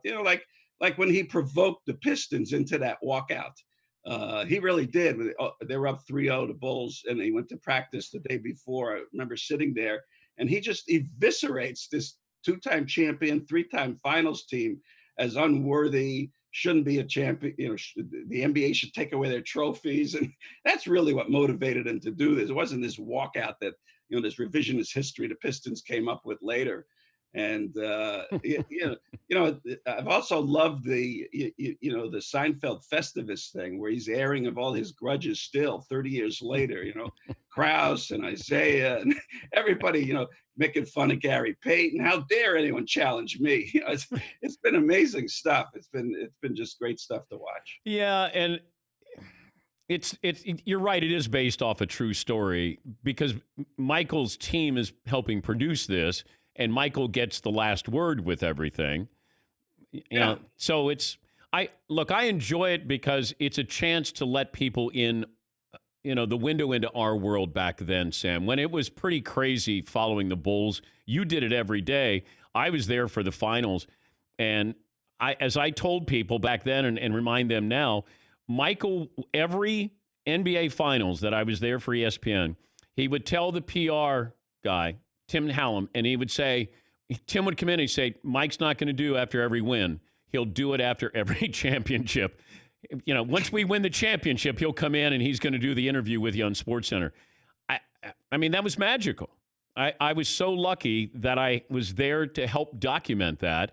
And, I forever indebted to ESPN allowing me to have that moment to capture that with Michael Jordan. Whether I have a relationship or, he likes me or didn't want me in the documentary, I couldn't care less. I was there to see that up front, personal, and, that was magical. It really was. It was a magical, magical time.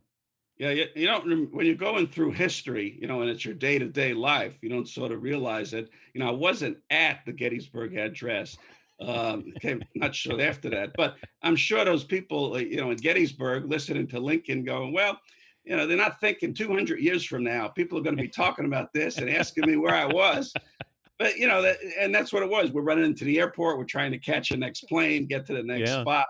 But also reminds me, you mentioned Tim Hallam with that. It reminds me of what it was like with Michael. Because even before the championships, we'd be traveling and everybody wanted to see him. And you see a lot of these, after the game, celebrities and Jerry Seinfeld around and whoever.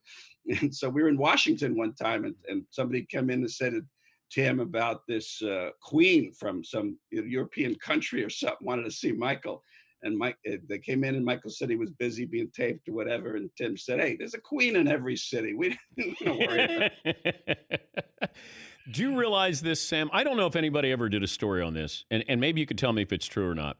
Every time I interviewed Jordan after he won a title, every single time, he had his shoes off, and Tim Hallam had him with him. And I remember Tim saying that Michael always promised me his shoes. And I'm going to guess Tim has 6 pairs of Michael Jordan shoes from when he won those 6 titles. Did you ever hear this? No, actually, Michael used to give away the shoes all the time. He wore a different pair of sneakers at every game he played in his entire career. But this is the NBA Finals clinching game. I know that. If Tim's got those, I'm going to check that out. Yeah, you should. But I'm surprised he's still working if he's got those, because that's an investment. Yeah, Tim's got a new house, I think. Yeah, he paid for it in shoes there. But yeah, Mike would come in, shirt tail out, drenched in champagne, Cuban cigar, and Tim Hallam would be behind him with his shoe. One time he said, Mike, take off your shoes. And Mike took off his shoes before he did the interview with us and gave them to Tim. And I think that was what that's all he ever asked from Michael was, can I have your shoes after we win the championships? And it's actually a big ask. What do you think those would get these days? Oh my gosh. Yeah, I don't. Michael Jordan signed shoes, game worn championship shoes. Yeah. I got to, because Tim is still working for the Bulls in the same job. And he dresses very modestly. It's a smart move. He doesn't want to let anybody read between the lines there. It's great to talk to you, Sam. And I meant when I said I enjoyed all of those years being able to be out there in Chicago, the wonderful members of the media for the most part. And just, you're right. You know, I look back and I'm reminded that we got to chronicle history and we got to be around, you know, somebody that will never be around again in our lifetime. Yeah, it was great fun. It was good to see you again. And hopefully if there's another great documentary, I'll get on your show again. Thank you, Sam. That's Sam Smith, the author of The Jordan Rules. Also, he wrote the Derrick Rose, he co-wrote that. Derrick Rose, I'll Show You. That's available on TriumphBooks.com, Amazon, Barnes & Noble, and through your local independent bookstore. Yeah, he's really a funny guy, a sharp guy. But when he's saying, you know, you're there, you know, when Lincoln's given that speech and you're going, you know, yeah, this 4-score thing seems like pretty good. 200 years from now, they're going to be talking about this. Yeah, Paul. What would you guys think a pair of Michael Jordan shoes from an NBA Finals game-clinching game would go for? Just top of your head, because I have some numbers. Let me take a break. We'll come back. Okay. Fritzy, can you reach out to Tim Hallam? I may have shared some out-of-school secrets there. Oops. I'll check with him. Yeah. When you first, I thought maybe he was going to give it to some special kid or something like that. But if he hung on to all those, that's well. pretty wild. Let's don't guilt him into doing something. I just remember him getting Michael's shoes. Isn't that weird? Like the things you remember. All right, we'll come back after this.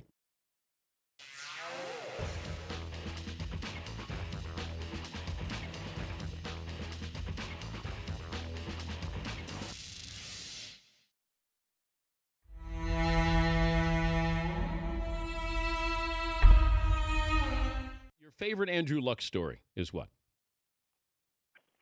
There's so many. But is he a nerd, David? Absolutely.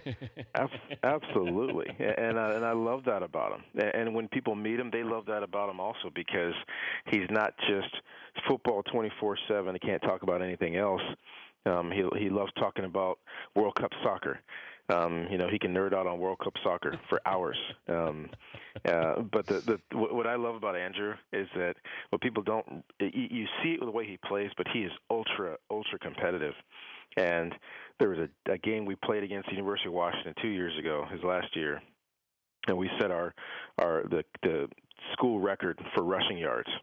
And Andrew threw for 100 and something yards, and it was on a day where there was like 6 guys threw for 350, a couple guys threw for 400, and we pulled Andrew out of the game. And I looked at him, I was like, you know what, gosh, you know, I'm sorry. I know everybody else had big days today, and we ran the ball a bunch today.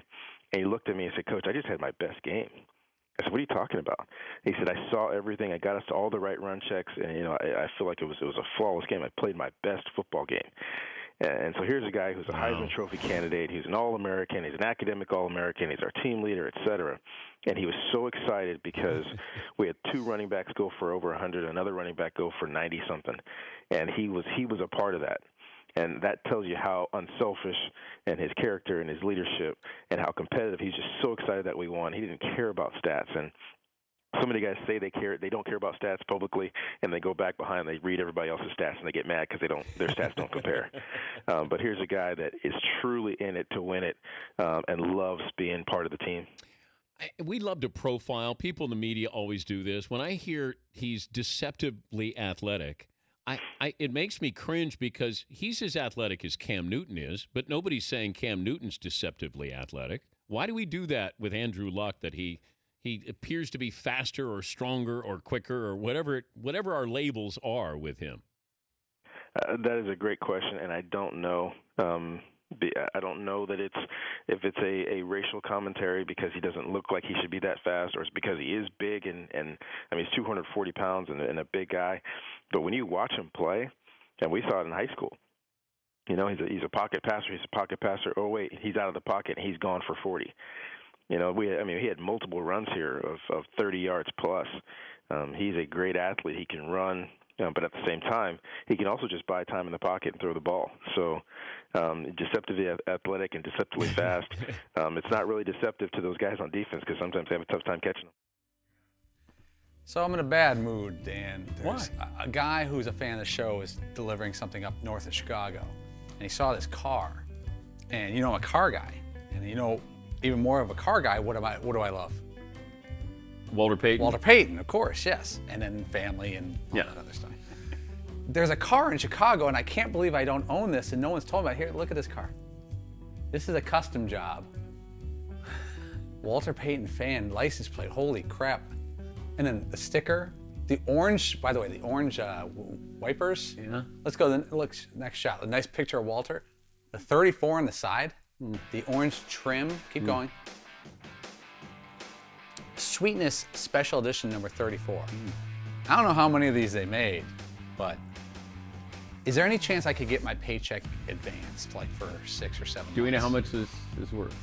I don't know, but that really doesn't matter because. Well, remember, we thought about buying Sweetness's Porsche. Yes. The Turbo. That ended up going for, I think, a couple $100,000. But I feel bad that I don't own this. What kind of car is that? Awesome car. It's an awesome car. Is it a model? Monte Carlo or something? I don't know what that. It looks like a Camaro, maybe. Yeah, maybe. Modified Camaro. Yeah. Well, the grill is throwing me off. Yeah. But and then you got the orange rims. That's tasty. I was thinking about calling Jarrett Payton and see if he wants to split it, and I get it for 6 months, and he gets it for 6 months. Or I don't know if Jarrett Payton would want to be driving that. no one would expect him to drive it. Yeah. They wouldn't think he would be driving. Me, a knucklehead like me, yeah. But I think you got to paint that on. You can't do a sticker. Maybe it is painted. Well, if it's painted on, then that's truly badass. If that's just a sticker. So I'm going to need a couple days off to go to Chicago to work on this. Just letting you know now. All right. Do you see the Bears headlights? Yes. Are those fog lights? Awesome. Fog bowl. Remember? The fog bowl against Dieter Brock. Was he the quarterback?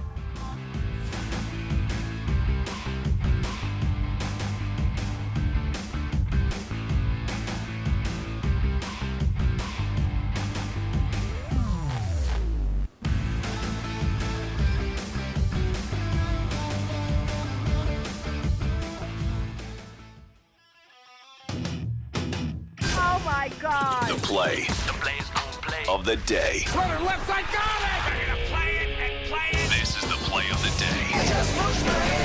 Check this out. That's a fly ball, beat the left, back! That's it! That's it! Hey, hey! He did it! Ernie Banks got number 500! A line drive shot into the seats and left. The ball tossed in the bullpen. Everybody on your feet. This is it. Whee! Courtesy of Major League Baseball 50 years ago on this day, Ernie Banks, Mr. Cub. 500th home run, he finished with 512. At the time of his 500th home run, he was top 5 on the home run list. Play of the day. Play of the day is brought to you by LegalZoom. Need to make it legal? Make it LegalZoom.com. LegalZoom has made it easy to set up the right estate plan without leaving your home. Take care of your family today. The right estate plan at LegalZoom.com. That was courtesy of Major League Baseball. All right, before the break, I told the story of the PR director, Tim Hallam, of the Chicago Bulls, and I remember that Tim would get Michael Jordan shoes after they'd win a championship. And I remember specifically that he had a pair. Michael took them off before he did a SportsCenter interview. Paulie said, "What do you think those shoes are worth?" If I looked at all 6 championships, how much are those Michael Jordan shoes worth that he wore when they clinched the championship? What would you guess per pair? I've done a little research, and I've gotten a baseline from a memorabilia person. For one pair of those game-used Michael Jordan NBA Finals shoes. 100,000. That would be low, but you're in the neighborhood. A pair of his shoes, Michael Jordan shoes from the flu game, were sold in 2013 for 104,000. They said memorabilia dealer I got to said the timing of it now. If you had a pair of Jordan's used shoes right now and put them up, you'd really be capitalizing on the hotness of him and what's going on now. He said you're looking at $150. Okay. And I don't know if Fritzy, did you reach out to Tim Hallam? I sure did. I haven't heard just yet. And, very curious to see what his response is going to be to that. Maybe you can join us tomorrow. Because I don't know how much Tim has been interviewed in this, but Tim probably has a treasure trove of stories. Yes, Fritzy. If money was no object, you wouldn't spend $250,000, even $300,000 for a pair of his, especially if he wore it in the final minutes of one of those championship clinching games. Well, who said that money? No, I'm shocked. I'm shocked that it's only would be 150 of those 6 championships. That someone wouldn't spend a lot more for one of his game worn shoes from a clinching championship game. Well, you only pay what you have to pay. You don't go, no, I don't want to pay 150. I'm going to pay 250. So to me, I think it would be worth $250,000, $300,000. Yeah, it's just kind of weird where that's a piece of art where, you got your famous paintings over here and then you got a pair of sneakers over here. But hey, I look at my studio, look at my man cave. This is what I've collected over the last 30 years. Yes, Heaton. Did you see that they have an auction going up soon? I don't think it happened yet, but where they have one of the items that they have is Kurt Cobain's acoustic guitar from that MTV Unplugged performance. Yeah. They're selling that, and they're estimating that to go for over $1 million. Wow.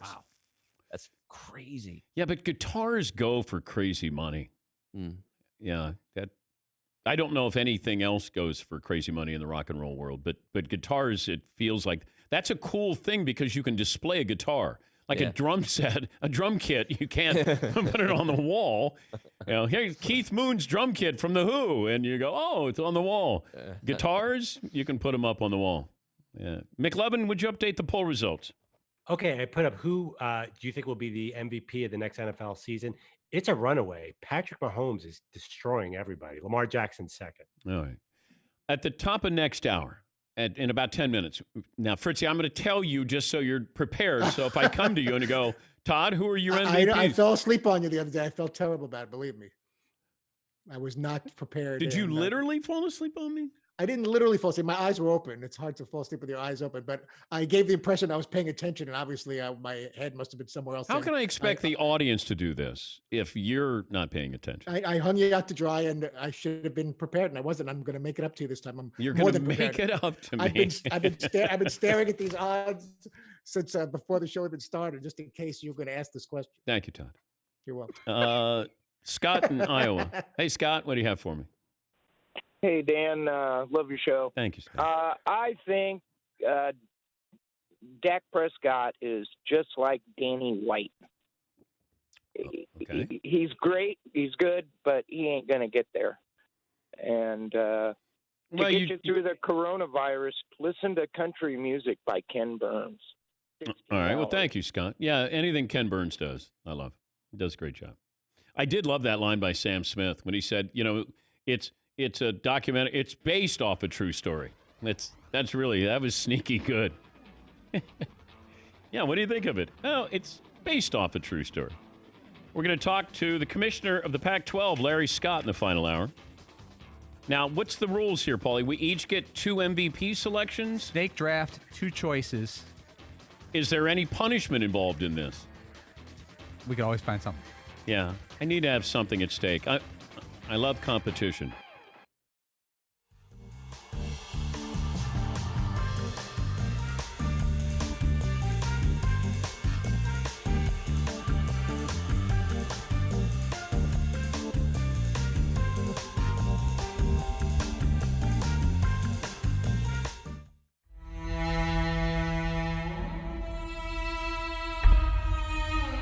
I was watching some highlights of Luka Doncic. I have a lot of downtime on my hands, just letting you know. So I'm watching some highlights of this, and I started to wonder who created the step back jumper. That's a good question. It's been around a while. It was a big part of my offensive repertoire. I kind of adopted it or got it from Kiki Vandeweghe from UCLA. He taught me the step back jump shot.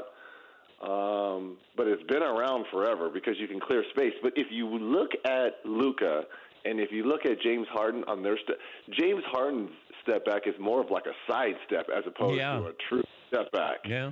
He's going to the side, which makes it very difficult for the defender. That's why he's getting so many 4-point plays, because usually a step back is what it's named for. You're going directly back. Harden and Luka, they step back to the side. So when you recover, you're going right into their body, which is allowing you to get those 4-point plays. But it's been around a while, the step back. The step to the side, that's something kind of new that's been on the scene lately. And James Harden, and obviously we're seeing the rookie Luka Doncic reap the benefits of that. Yeah, I was wondering because I thought of you and that Kobe wanted to study that move in the offseason, one offseason with you. I don't remember Kiki Vanderway being a step-back guy for some reason. Even great scorer. He was. Great scorer, and, yeah, he had a heck of a step. Now, it wasn't as deep. I shot my step backs from threes. His was more a mid-range step back, but he could absolutely go left or right with those step backs. A phenomenal score, and I was like, Kiki, I got to have that. So we spent countless hours in the gym during the summer to come up with that shot, and I just extended it to the three-point line. And then Kobe, when we were doing that one-on-one shoot with the Real World, and we had some downtime, and he wanted to play one-on-one. I'm like, I ain't playing this kid one-on-one. But when we were messing around, he's like, I got to have it. And I gave it to him, and lo and behold, he used it against me. Son of a. That son of a. Yeah. Well, but everybody borrows from everybody. I think, but Dirk Nowitzki created something that we had not seen before with his jumper, where he has sort of a step back, but his leg is up into the defender a little bit there. He's probably the creator of that, isn't he? He is, and who adopted that? Kevin Durant, right? So you're right. Everyone steals or adopts or takes samples, tries to modify samples, and tries to modify it into their game. And what makes Dirk and Kevin so lethal is both players are, borderline 7 foot, and both have long wingspans. So there's first of all, they don't need to do it because you're not going to be able to block their shot anyways. But creating that distance with that leg being right in front. And what made Dirk so difficult, he would catch that like right around that free throw line area, top of the key. There was no way you could double him because he could see where it was coming from. And he had shooters on the edge, and then at 7 feet, a beautiful touch. One of those shots that arguably one of the toughest shots to guard again. Oh, she hasn't been really good to me as of late. She hasn't. She's not as excited to see me. Okay, now let's get off to a good start today, okay? Good girl. Well, you could have stayed out here a little longer. Man.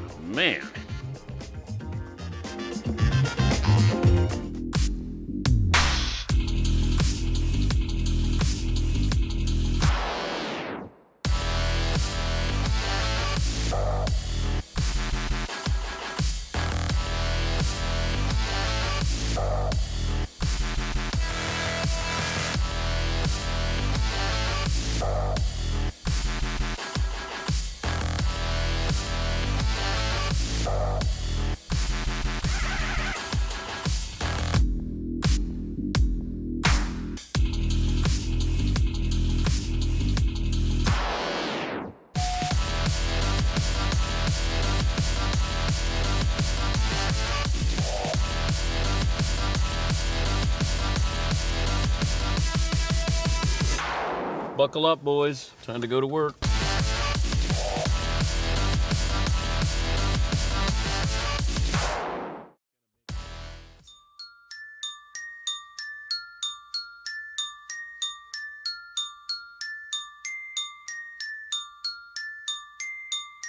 Dan Patrick. You can't tell anybody, but... Welcome to the Dan Patrick Show. 1996 NBA Finals versus Seattle.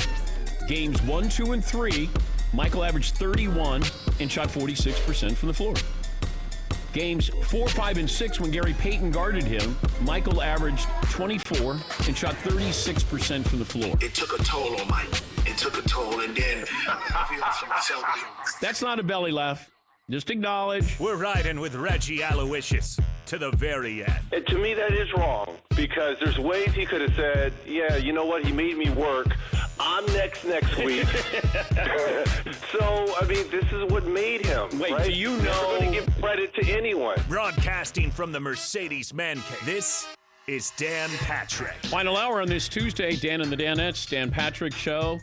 Chat Row trying to come up with a T-shirt, and we gave them until the end of this week to vote on a T-shirt. I believe there's 10 different T-shirts.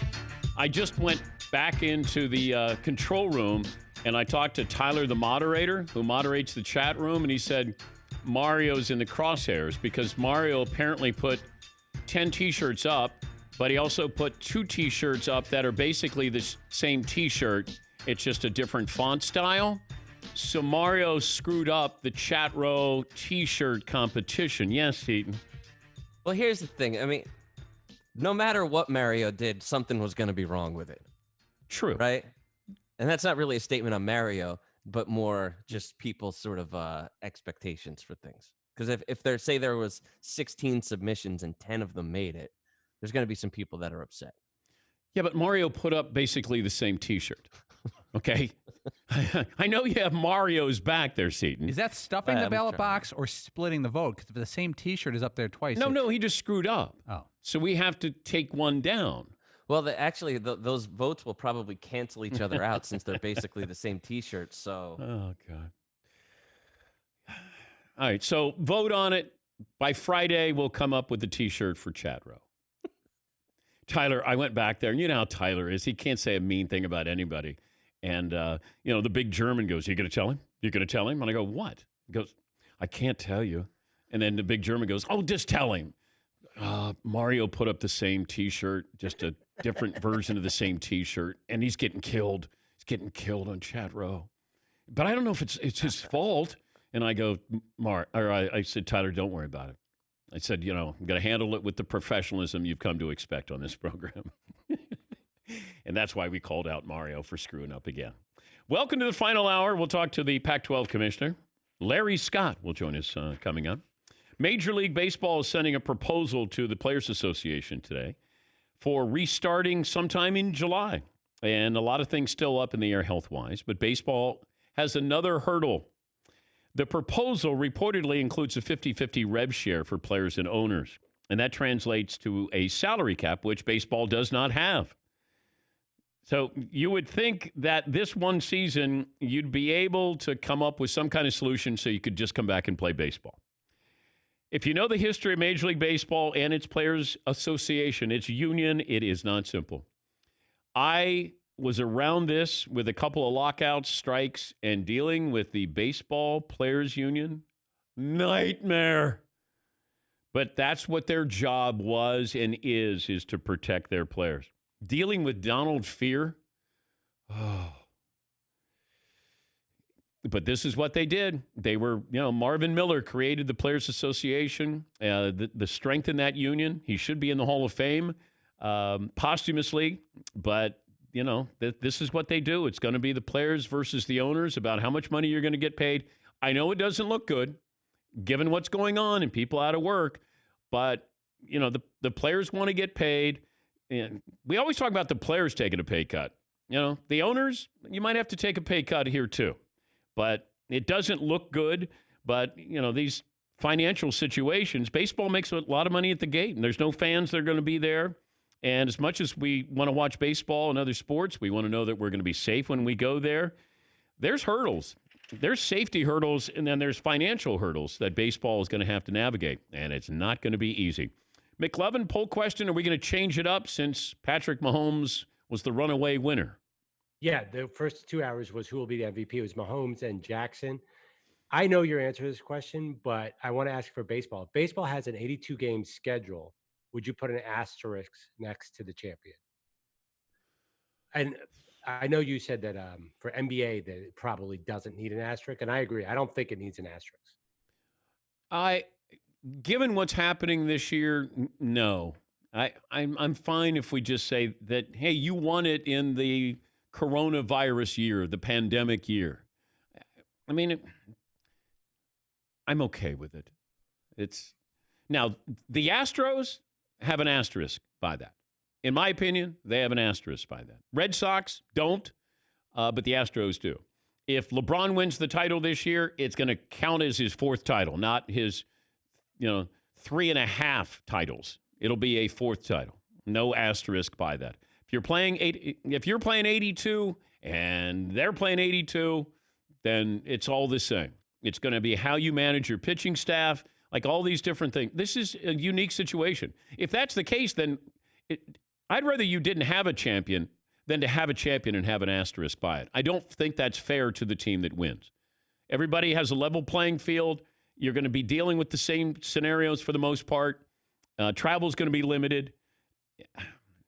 I'm okay if you don't have an asterisk. I think we'll have a footnote, and that's different than an asterisk. And if you look at this, the season itself gets the asterisk, not the team, because that's different. Yeah, McLovin. I know you mentioned the baseball strike. Nobody puts an asterisk next to 81 when the Dodgers won because my Phillies blew it in the playoffs that year. No one. No, but I'm fine with it. Yeah. Like, who got the advantage there? No one. Yeah, so the season gets the asterisk, not the team. And maybe that's semantics, but no, I know what's going to happen. If the Lakers win, you're going to have these critics of LeBron saying, yeah, well, what a full season there. That's not really 4 titles for you. That's nonsense. All right, so I teased that we're going to have a snake draft for NFL MVP. What is the order here? You pick. I pick? Do you want to go first or last? Do I have to go first or last? I'll go last. I don't care. I mean, I got a number between 1 and 50. Paulie? 24. 24. That's the number I was going to take. Fritzy? 37. 37. Ooh. McLevin? 12. 12. Seton? 23. 23. Now you got to pick another one. Okay, 7. 7 it is. How about that? Did you write it down, or is it just in your head? No, because I thought, well, nobody's close. Well, McLevin. Did you got see 12. how long this is going to take? Yes, I went 7 right. Let's have a number draft. Just our Seton favorite. it could have been between 1 and 50, and Seton could have said 52, and I said, you're right. Yes. Seton, McLovin, Paulie, then Fritzy. Seton, and then me. All right, Seton. Okay. Your first pick is Patrick Mahomes. Oh, wow. That's incredible. Man, how did you do that? Yeah, how did you do that? Yeah, great. All right. McLovin. My pick is Tom Brady, and I'm calling it the Mike Evans effect. If he can make Johnny Manziel a Heisman winner, he can make Tom Brady an MVP again. All That's right. Polyester. Carson Wentz. All right. Fritzl J. I think I'm going to steal one of yours, Deshaun Watson. All right. I'm going to take Russell Wilson Jr. III. That's hot. And a motivated Aaron Rodgers. Ooh. He's really motivated because they drafted Jordan Love. Chip on his shoulder. Yeah. It's hard to throw with a chip on your shoulder. I'm just saying. Who's next? That's me Fritzy? now? Yeah. I'm going to grab Drew Brees. I think he still has something to prove and wants to get one more Super Bowl ring. Thank you, Todd. Who's next? Paulie? Baker Mayfield. Oh, yeah, I like the long odds Baker there. Mayfield Okay. Jr. Baker. McLevin? I'm going way off the board. Teddy Bridgewater because of Joe Brady as his coordinator in Carolina. God. Saucy. That's not that saucy. It's always someone out of the blue like that. No, that's saucy. I mean, that's crazy. It's not that crazy. That team's not any good. That's a problem. I will say this, though. You did take a chance, and I like that. Seton O'Connor with the last pick in the NFL draft. Anybody take Lamar Jackson? Still on the board. Yep. All right, I'm taking him. All right. That's it. I'm done. First and last pick. I got the top Third 2. round of the. No. 2. You said 2 rounds. That's it. Supplemental? No, we're done. No, I'm good. Tua Tagovailoa agreed to his deal. Is he the first to agree to his deal, a rookie deal? That was kind of quick. Bought his parents an Escalade. Actually, his parents agreed to the deal. Oh, Careful. So Tua, his parents said we accept. Tua found out at the same time we did. Yeah. And Tua Tagovailoa, he's probably watching the bottom line. And Tua Tagovailoa signed his rookie deal. Oh, and I bought an Escalade too. Oh, wait, there you go. Son, you signed with the Dolphins and you bought your mom an Escalade. So his parents surprised him by giving themselves an Escalade. Yeah. He did look like he was more surprised than they were. And his jersey sales are second, I think, behind Tom Brady. Yeah, McLevin. I'm so confused, though. I mean, he comes from Alabama. Is there enough room in his garage for multiple Escalades? Wow. Wait, what? No, wait, what are you doing? That was not you. Separate that from Dan Patrick. That was. I know, but where did that come from, McLevin? Tua just gave them one of his extra Escalades. McLevin, where'd that come from? There are certain fan bases you don't want to go with. Well, you just think of fancy cars, and you immediately think of college recruitment and the SMU stuff, and you usually buy a house for somebody, not a car. Remember when I came back from? I think I was on the road with Hootie and the Blowfish this past year, and I remember we were talking to some people. They were going to a football game, and they told us that a certain former player used to pull up to the restaurant and just park his car. There was no parking in front. He would just park his car in front of this restaurant, and he would leave it running. And then he basically did whatever he wanted to do. Had this beautiful car in school colors. Everybody knew it was his car. I don't need to say any names, but yeah, it was just like he pulled up and everybody knew that it was his car. It might have had a vanity license plate too with his jersey number. Yeah, McLevin. Did you have a college teammate who got a car? I mean, he got a used car. That's how bad my college basketball team was. Like one of the guys, the freshman who came in, he got a used car. I went,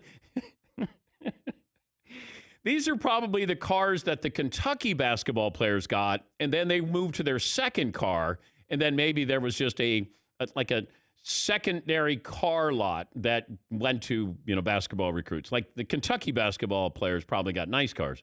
Where I went to school at Eastern Kentucky, I remember that one of these guys showed up. It was like a used Monte Carlo. Oh, we were big time there. Woo. Tommy in Alabama joins us. Hey, Tommy, what do you have for me? Hey, Tom. Hey, Tom. Oh, hey, Tom. Brian in Texas joins us. Morning, DP, Danette. Hi, Brian. Hi there. Hey, I was just going to comment on the value of the Jordan tennis shoes. Okay. And then how Seton said the Kurt Cobain guitar went for like around $1 million. Yeah. Well, you know that whenever the artist or whoever dies, the value of that just skyrockets. So if you bought those Jordan shoes now, age dependent, ... do the math. You could easily double, maybe triple your investment. Yeah, kind of a morbid thought, though. Thank you, Brian. Hey, let's make an investment and then wait for Michael Jordan to die. People will do that in the art world. They will buy art with somebody who gets up there in age, knowing that when they die, that your investment probably doubles.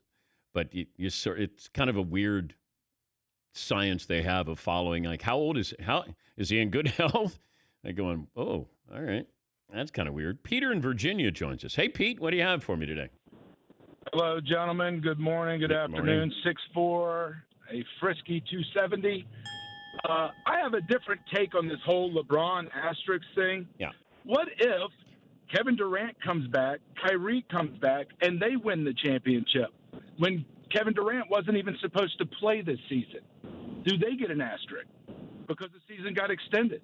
But I do think if it does come back and everybody is healthy, it'll be a great end to the basketball season. I'll shut up and listen. All right. Well, thank you, Peter. Kevin Durant's not coming back to play. Just letting you know. He's not coming back. Kyrie, okay. Kevin, no. Not going to happen. I don't. The season gets the asterisk, not the team. Whoever wins, I'm fine with that.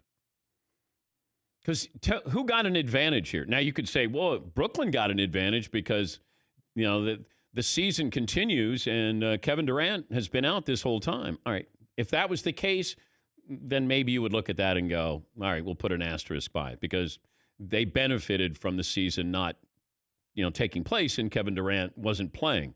But Kevin Durant's not coming back. Yeah, Paul. I have a wild MVP stat for you.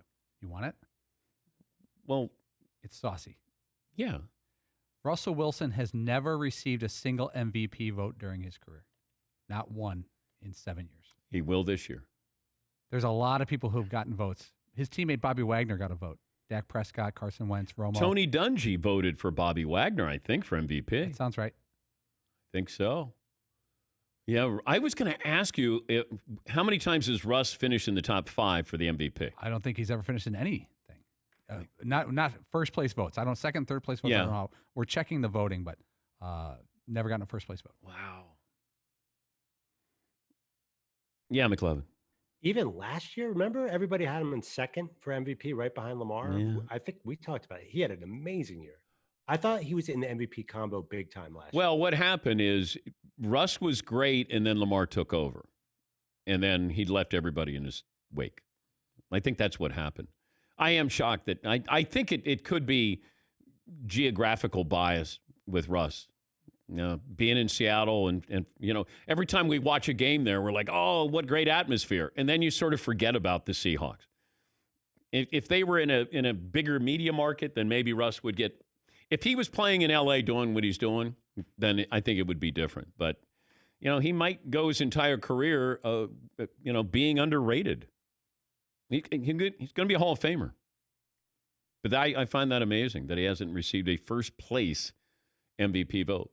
Unless you go, Mahomes was unanimous, wasn't he? I think both Lamar and Mahomes may have been unanimous. Yeah. Well, that'll hurt you when it comes to getting an MVP vote. And maybe he gets some love this year. Maybe. Yeah, Paul. Yes, Jackson received every vote and was the second straight unanimous winner and second ever. Oh, okay. But never a vote. That's pretty amazing. Yeah, McLovin. Well, it sounds like they don't have second place votes, so that sort of by nature kind of screws up the whole thing. But having one first place vote, I'm just saying a first place vote. Paulie was talking about he hasn't received any consideration there. But I'd like to know, has he ever, all those other years when you had other MVPs, he didn't even get one vote. But how many people vote on the MVP? I have 50. Okay. So those are the Pro Football Writers? Yeah, it's usually out of 50 votes, basically. Okay. It's like McLovin said, it's all or nothing. You either get MVP vote or you don't. Man. All right. Well, that's it. Our campaign is to get Russell Wilson Jr. III an MVP vote. It's about time that guy caught a break. Yeah, it's true.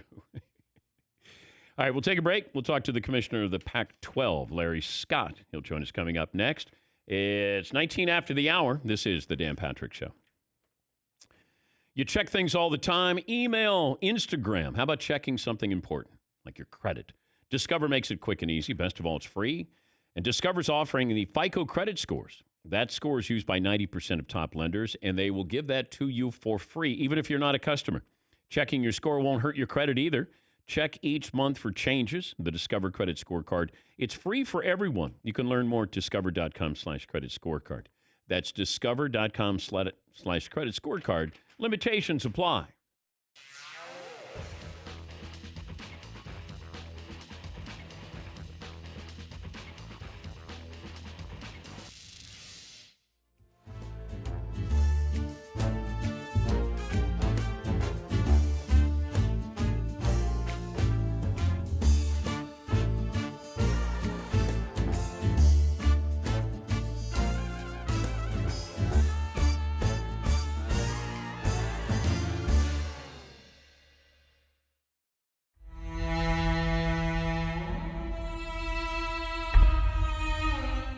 If you're watching on Audience Channel 239 DirecTV or the NBC Sports Network. Spectacular. Yeah, I have a cone of silence that I put here in the new man cave.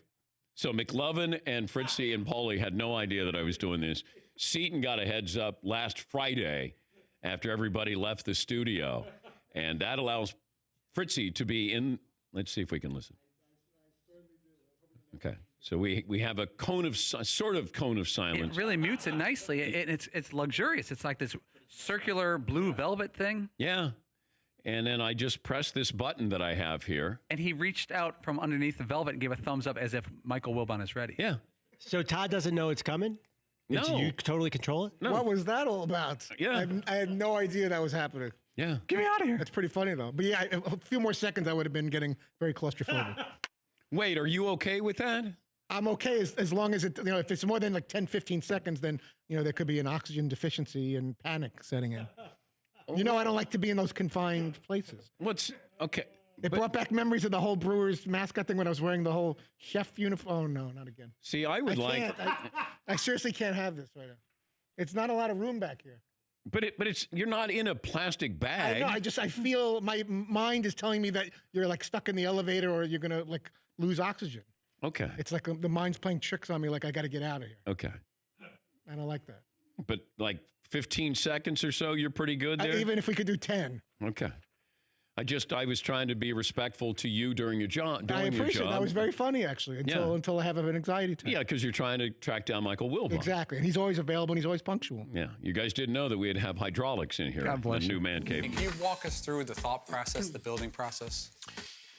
This was top secret and last thing installed. No clue that was above And so they gave me a garage door. Sit in your usual position, Todd. And then, so when Todd would be on the phone, I wanted to be fair to the show and be fair to Todd, where he could do his job. And so he could be on his phone. And there's quite a bit of airflow back here. Yeah. I know. It's just the whole idea of this. But if you turn this way, then there's plenty of air back then there's here. a lot of air. Todd, if I think about it, you may want this for the entire show if you had your preferences. How are you with it, I McDonald? love it. I know he loves it. I just love Todd it. doesn't But you talk have to all the anybody. sex space anyway now. We're not on top I of didn't each even other notice it anymore. was coming down. All of a sudden I look over and it was there. It's so smooth and seamless and It's very creative. But that was to help you. I appreciate that. Because I was going to put the phone booth over there, and then you'd go in the phone booth, and then love I that. didn't want you to get up. But You know I don't like getting up. so it goes all the way over there. It's like a garage door opener. It's so funny. where you were Got a star prioritizing, on it. where you were prioritizing all the incredible things in here, where was this? This was prioritized, but it was the last thing. You guys had already left on Friday. How many man hours do you think went into this? Way too many. How about we present this to Popular Mechanics? They have like inventions of the year. If we don't win a sports Emmy for this, This puts you over the top, no? How could it not? Doesn't get much more creative than that.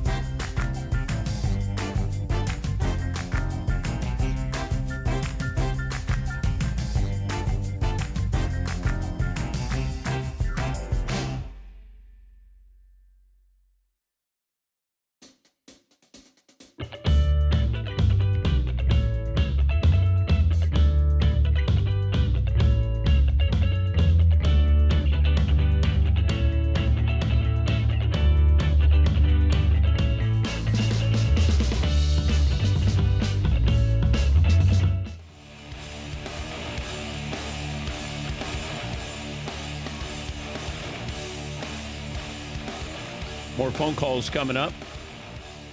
So we're Mike Vrabel, my Titans, will join us coming up tomorrow on the program.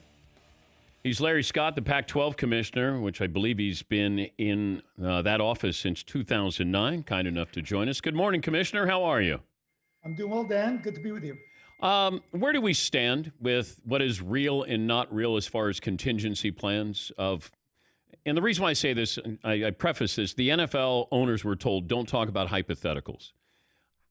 are you telling coaches, let's not have hypotheticals with the Pac-12 and what we can think will be football in the fall? We just got out of a week of meetings with our football coaches, and one of the key things we were discussing is scenario planning. I think it's top of mind for everyone. Yeah. We are planning a full season, planning to start on time, but it's so unpredictable what's going to happen. And so we're spending a lot of time, not only within our league, but with our peers in the other conferences, thinking about what does plan B, C, D, and E look like. I mean, everyone is feeling some optimism at the moment. Plan A for sure is starting the season on time, getting a full season. And that's what we're working toward. But for sure, we've discussed other options. And we'll be ready if we need to move to those. How often do you talk to the other commissioners? Well, we've actually been on the phone every morning for me on the West Coast, since this really started escalating back in March and we had to shut down our basketball tournaments. We all, jumped into coordinating what we were going to do as we realized this pandemic was escalating quickly and it could impact our basketball tournament. So we started a process that second week in March. I was in Las Vegas at our basketball tournament there, and we were all trying to calibrate. And in a period of 24 hours, it's surreal. We went from, okay, we're starting our tournaments on time on Tuesday. I think we may get through this, to later in the day, we connected and say we might have to, eliminate fans, to the next morning, all deciding we're canceling our tournaments completely. That was after we saw what happened to Rudy Gobert the night before. Woke up that next morning on Wednesday, having spoken to my presidents and athletics directors, said to my fellow commissioners, could you imagine if that happened at a college basketball tournament? You saw one of our student athletes kind of visibly ill and kind of escorted off the court. We've got a responsibility to shut this down right now. Since that time, every single weekday, we've been on a phone call talking about a plethora of issues we've had to deal with in terms of the shutdown. Now, how are we dealing with our student athletes in a virtual world, and what does coming back look like on what pace? And in college, there's not one decision maker, especially when it comes to football. We all work together on the college football playoff, the season, non-conference games, bowls, neutral site games. So, it requires an extraordinary level of coordination. If a Pac-12 school can't have students on campus, can they play football? I don't believe we're going to play football if students can't be brought back safely to campus. I don't think we're going to treat student athletes or football players as some special class. I don't think we've got the ability to quarantine them and put them in a bubble the way some pro sports might. Now, what does students coming back to campus mean? It might mean different things for different schools. I've been in touch with all of our university presidents, and they're all working through their own scenarios, but it's not going to be, the new normal is not going to be the old normal. I think there's going to be hybrid situations in all likelihood in terms of class size. Maybe it's not all students coming back at once, but I do believe student athletes will be amongst the earliest groups to be allowed to come back. What I was told a couple of weeks ago by a source was that you're going to see football when it does come back, that the conferences are just going to be playing conference games. And it was probably going to be a 10-game schedule. Now, you might get one outlier where Ohio State plays Ohio University or something that's regional there. How does that jive with what you've been told? Well, I can tell you, anyone that's telling you now, sitting here in the middle of May, what it's going to be, and they're giving you the inside scoop, isn't a very good source, because I'm the one having the conversations with our peer conferences and our presidents, and we don't know. But has that been discussed, just what I told you? Absolutely. That's a scenario. Okay. If we can't play a full season and get the full 12 weeks plus the postseason, that would be a natural abbreviated season. Okay. You could move to conference only. For us, that would be 9 games. And yes, as I mentioned, we got multiple scenarios. That's not what we're planning on, but that's always an option. That would be the easiest default option, right? That's what schools can control. And frankly, that's the priority. Our schools like playing each other. But at the moment, we're planning on the full season. Yeah, well, that once again, my source is saying that when college football comes back, this is what he was told that it's going to look like. You're going to have conferences playing conference games and maybe one game outside. Also, could you see a scenario where not every school is back? Not every school takes part in a college football season. Yeah. Of course, that's possible. Each, president and chancellor or board of trustees, will make that ultimate decision for themselves. But we've always, as a league and collectively as the 5 big conferences and beyond, moved together. And, that's the bias everyone's got. We want to try to get a full season. If we're going to get a full football season, there's, 3 weeks of non-conference games, which requires collective action. There are bowl games. The college football playoff is governed by the 10 conferences plus Notre Dame. So we have to work together if we're going to get a full season. And it's my expectation in our league. We've always made joint decisions about how we shut down. I think we're going to make joint decisions about how we, ramp back up and play. And I'm wondering who tells you, is it the White House that goes down to the governors? Is it the NCAA? Is it chancellors, presidents? Is there a pecking order here, Commissioner? Yeah, well, yes, we all have higher authorities that we report to, whether it's at home or at work. But in this case, it's actually a complicated rubric of how decisions get made. I mean, at the end of the day, public health authorities will decide what it appears to me at the moment. I've been on call with the vice president, as he's tried to figure out the implications for college football with my peers, with governors' offices and all that. It appears at the moment that these decisions have really been delegated to the states and counties, that public health officials will have the ultimate say about return to work scenarios, and that's kind of where we fit in. It's also clear that decisions will be different about when it's okay to play versus the whole issue of when fans can come to stadium. I think those things are getting a little bit conflated. But I think the NFL has felt confident they could announce their schedule and that they're intending to play. MLB yesterday has obviously felt comfortable they could announce they're going to start in July, if I understood it right. And I think if we get to the point where we announce we're intending to start, we would have a level of comfort with the discussions we've had directly and through our schools with public health officials that they feel comfortable we got the protocols in place. And that's also probably not getting as much discussion out there as it deserves. I'm spending as much time with medical experts as I am with our coaches, athletics directors, and presidents right now. And one of the few advantages that college has, if you think about schools in our conference, UCLA, Stanford, Washington, we got some of the leading university hospitals and medical schools in the country.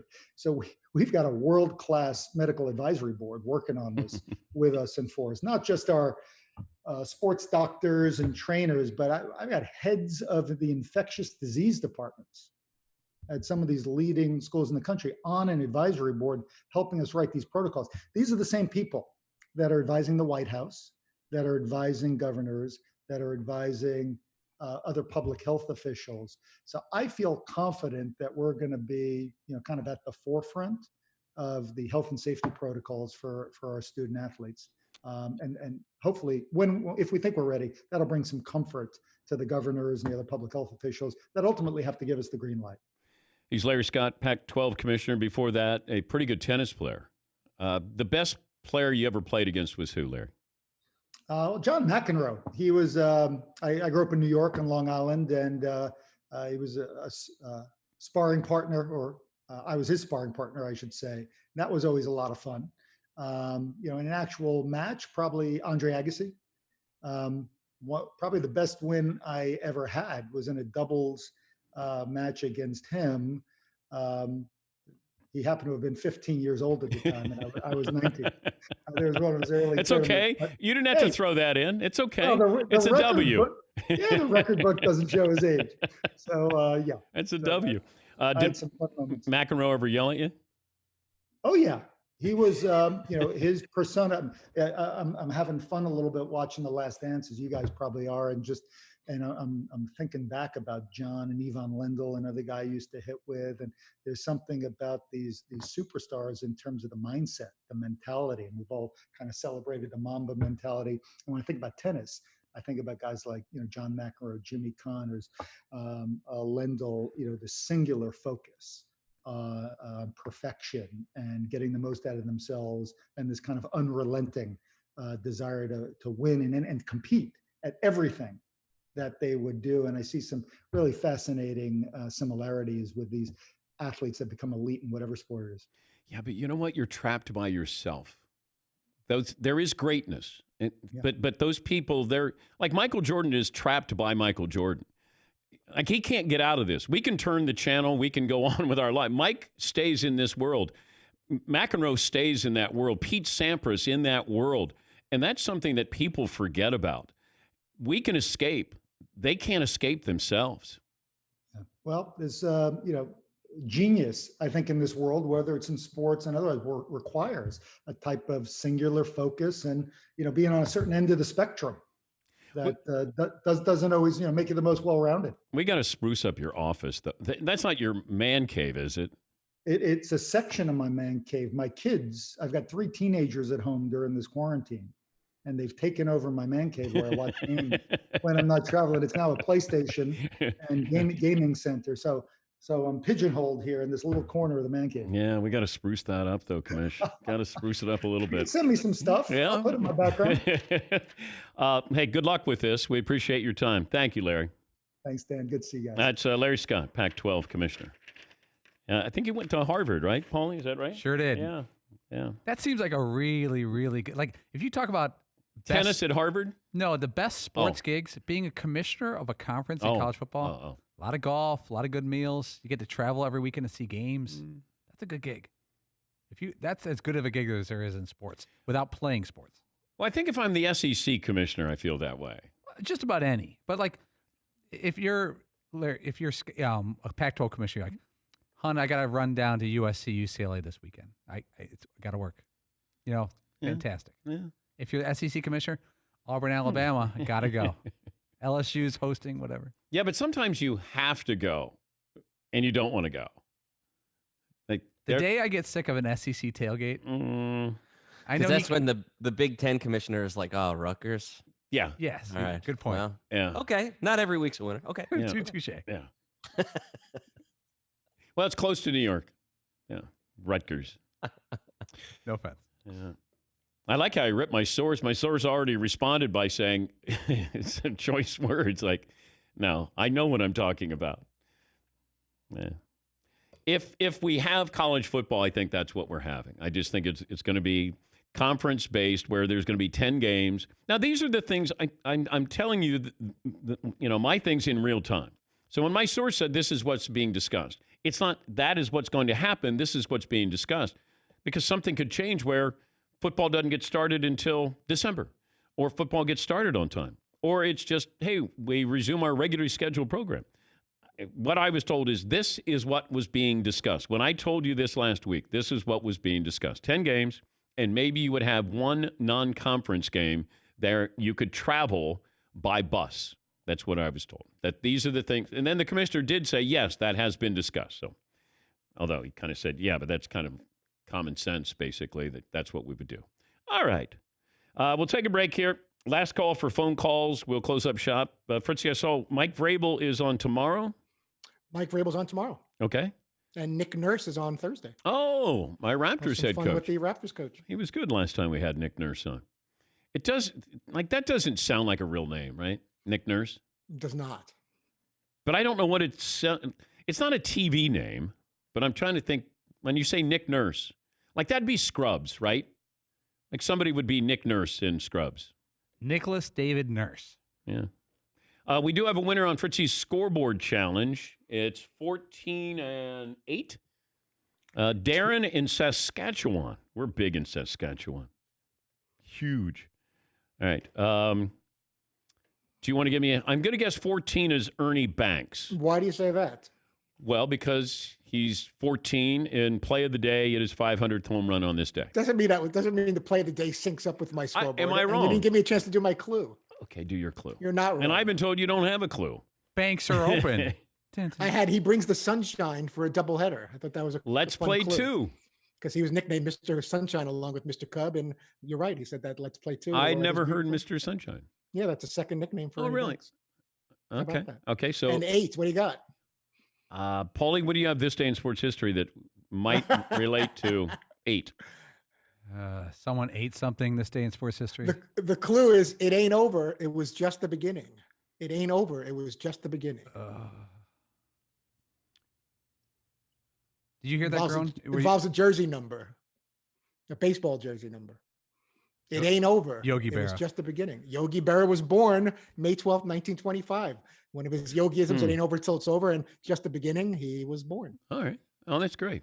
14 our good friend Tom Hofarth reminded me Marvin Miller got elected to the Baseball Hall of Fame, but the ceremonies have been postponed, so he will go in 2021. So thank you, Tom, for keeping me straight there. Marvin going in posthumously. I got the posthumously right. I just didn't get the... and Mario's complaining about Chat Row. Mario says, Chat Row continues to prove their reputation as crybabies. No offense, of course. The T-shirts are not the same. Different font, different color. The fanettes. So Mario is... He's not going to win this, but he just wants to give his side of this. All right, we'll take a break. Last call for phone calls. We'll close up shop after this in the Dan Patrick Show.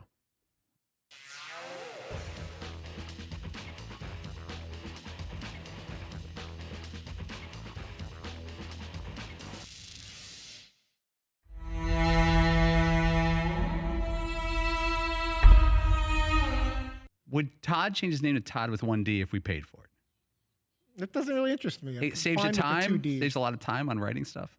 No one even really calls me that anyway. It's Todd. pretty much fritzy to everybody. Todd. It seems a little pretentious when you're doing the Who would unique change spellings. their name? Who hates their name? If you could change. McLovin? Maybe I like Andrew. It's pretty middle of the road. Okay. Maybe you wouldn't admit McLovin, it. I'd change. I don't think you'd admit it now, but like as a kid growing up, did anyone not like their name because they either got made fun of or any reason? I didn't think of it because I'm named after an uncle, but Your name's solid, too. That's a problem with Daniel, Dan. Dan. It's all right. Yeah, Todd. I'm perfectly fine with Todd Joseph. He's the one who's got to change. Todd is Yeah, the weak you link of can't our be names. happy with Todd. Why? You can't. You're better than that. Yeah, really. What would be like what do I look like? I guess Like you're limited as Brian? Todd. You're not going to be president of the United States with the name Todd. Todd. Here comes President Hey, Todd. Todd. It's like Chad. Nobody wants. Yeah. You can't be happy with No, that. you can't. It's not your fault. And the Nobel Prize winner, Todd. No. Yeah, seriously, Todd. How are you not depressed with the name Todd? How are you able to get Yes. up in the morning? How about Steve? Everyone likes a guy named Steve. Steve's a cool guy to hang out with. Steve-O. Stevie. Yeah. Okay, yeah, but does he go by Stephen PH or V? Oh, no. Oh. Yeah, you know what? He's the exact opposite of the guy you want to hang out with. Yeah. Okay, Stephen. You like your name, Paul? Oh, you're not a junior. Yeah, the second. You're the second. Never really thought about it. People used to, bag on my last name, but they'd be like, "Hey, PBR Pabst Blue Ribbon," but it wasn't really like being made fun of. It's original, I guess. The last name. Yeah. Patrick Seton O'Connor the third. I probably didn't like my name much when I was younger, but I don't know that anybody likes anything when they're younger. So the only thing that I don't like now, when I was younger, everybody called me Pat. Hey, Pat. Oh, yeah. And now that I'm older, I don't like that. So a lot of times if I go home to New Jersey and people are like, hey, Pat, how you doing? Or if I introduce myself and I'll say, hi, I'm Patrick. And then it's like some guy who's always like that, like gregarious, like, yeah, that guy. Hey, all right, Pat. I'm like, no, man, I just said Patrick. I said my name is Patrick, not Pat. Repeat it back to me. Yes, McLovin. Do some people get even more famous because their name like LeBron is so original? And if Zion Williamson was Larry Williamson, would the draft have shaken out differently? I still think he would have gone number one overall. No. But would you have been excited about it? Like R.J. Barrett. I just got a message from somebody that said, what in the hell are you all talking about? It's funny because I'm right in this conversation. I'm right in the zone, but it's possible nobody understands what the hell we're talking about. Yes, Todd. The only thing I don't like about my name is when everyone thinks they hear me saying Tom, because I guess Todd is a little more unique or not as popular as Tom. So I'd say 85% of the time someone asks, unless I'm not enunciating properly, they'll go, oh, hey, Tom. Hey, Todd. And then I just leave it alone and they think I'm Tom forever. If he's Ned Williamson, Nike's not signing him to a $100 million deal. Ned Williamson. Ned has some limitations in Yes. life. But you know what? You always remember names. Somebody who has a unique name. There's something about that, and you want to be remembered. You don't want to have a name where, hey, I'm Brittany and I'm Brittany, and you have different names, and I do think that helps you in your life. I've always thought that Shaquille O'Neal has the perfect name for marketing because it's original. No one had it back then. Now everybody does. Yeah. But Shaquille O'Neal, it rhymes. It's easy to his nickname is Shaq. It's even shorter. He had he had everything for marketing, including the name. You know what just happened to me yesterday? I went up to, I saw a guy that I know he was across the street from my house. He was talking to another guy that I didn't know. So I went over to say hello to the guy that I did know. And I walked up to them and I was like, what's up to the dude that I know? And then the guy who was talking to, I said, hey, how you doing? I'm Patrick. And then he said, hey, how are you? So-and-so, gave me his name back. So then I stayed for about 20 minutes talking. And then when I left, I was like, all right, I got to split. I'll see my friend later. And then I said, hey, man, nice meeting you. And he was just like, yeah, Patrick, nice meeting you too. And he knew my name and threw it right back to me. And I had already forgotten his. Yeah. It's such a power move. Oh, yes. Throw it. Because then it hung out there where he's like, all right, Patrick, nice meeting you. And I was like, all right, dude, you too. Yeah. Like it just hung out there. Like clearly I don't remember your name. There's a lot of guys in this world who are named Dude in my world. All right, man. Hey, what's up, dude? What's up, sport? Hey, hey, bud. It still bothers me that he was able to and he put a nice strong handshake out there. Patrick. Right in my eyeballs. All right, Patrick, nice meeting you. Okay, man, you too. Yes, McLovin. Yeah, you gave me hey bud until about year 4 of this project. I did.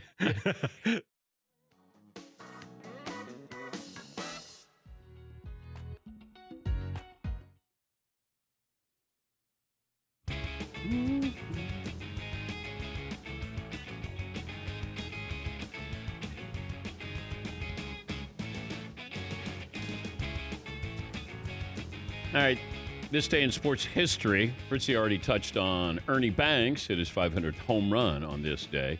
He mentioned Yogi Berra. Yogi was born, he would have been 95 today. One of 6 players to win the MVP in the American League 3 times.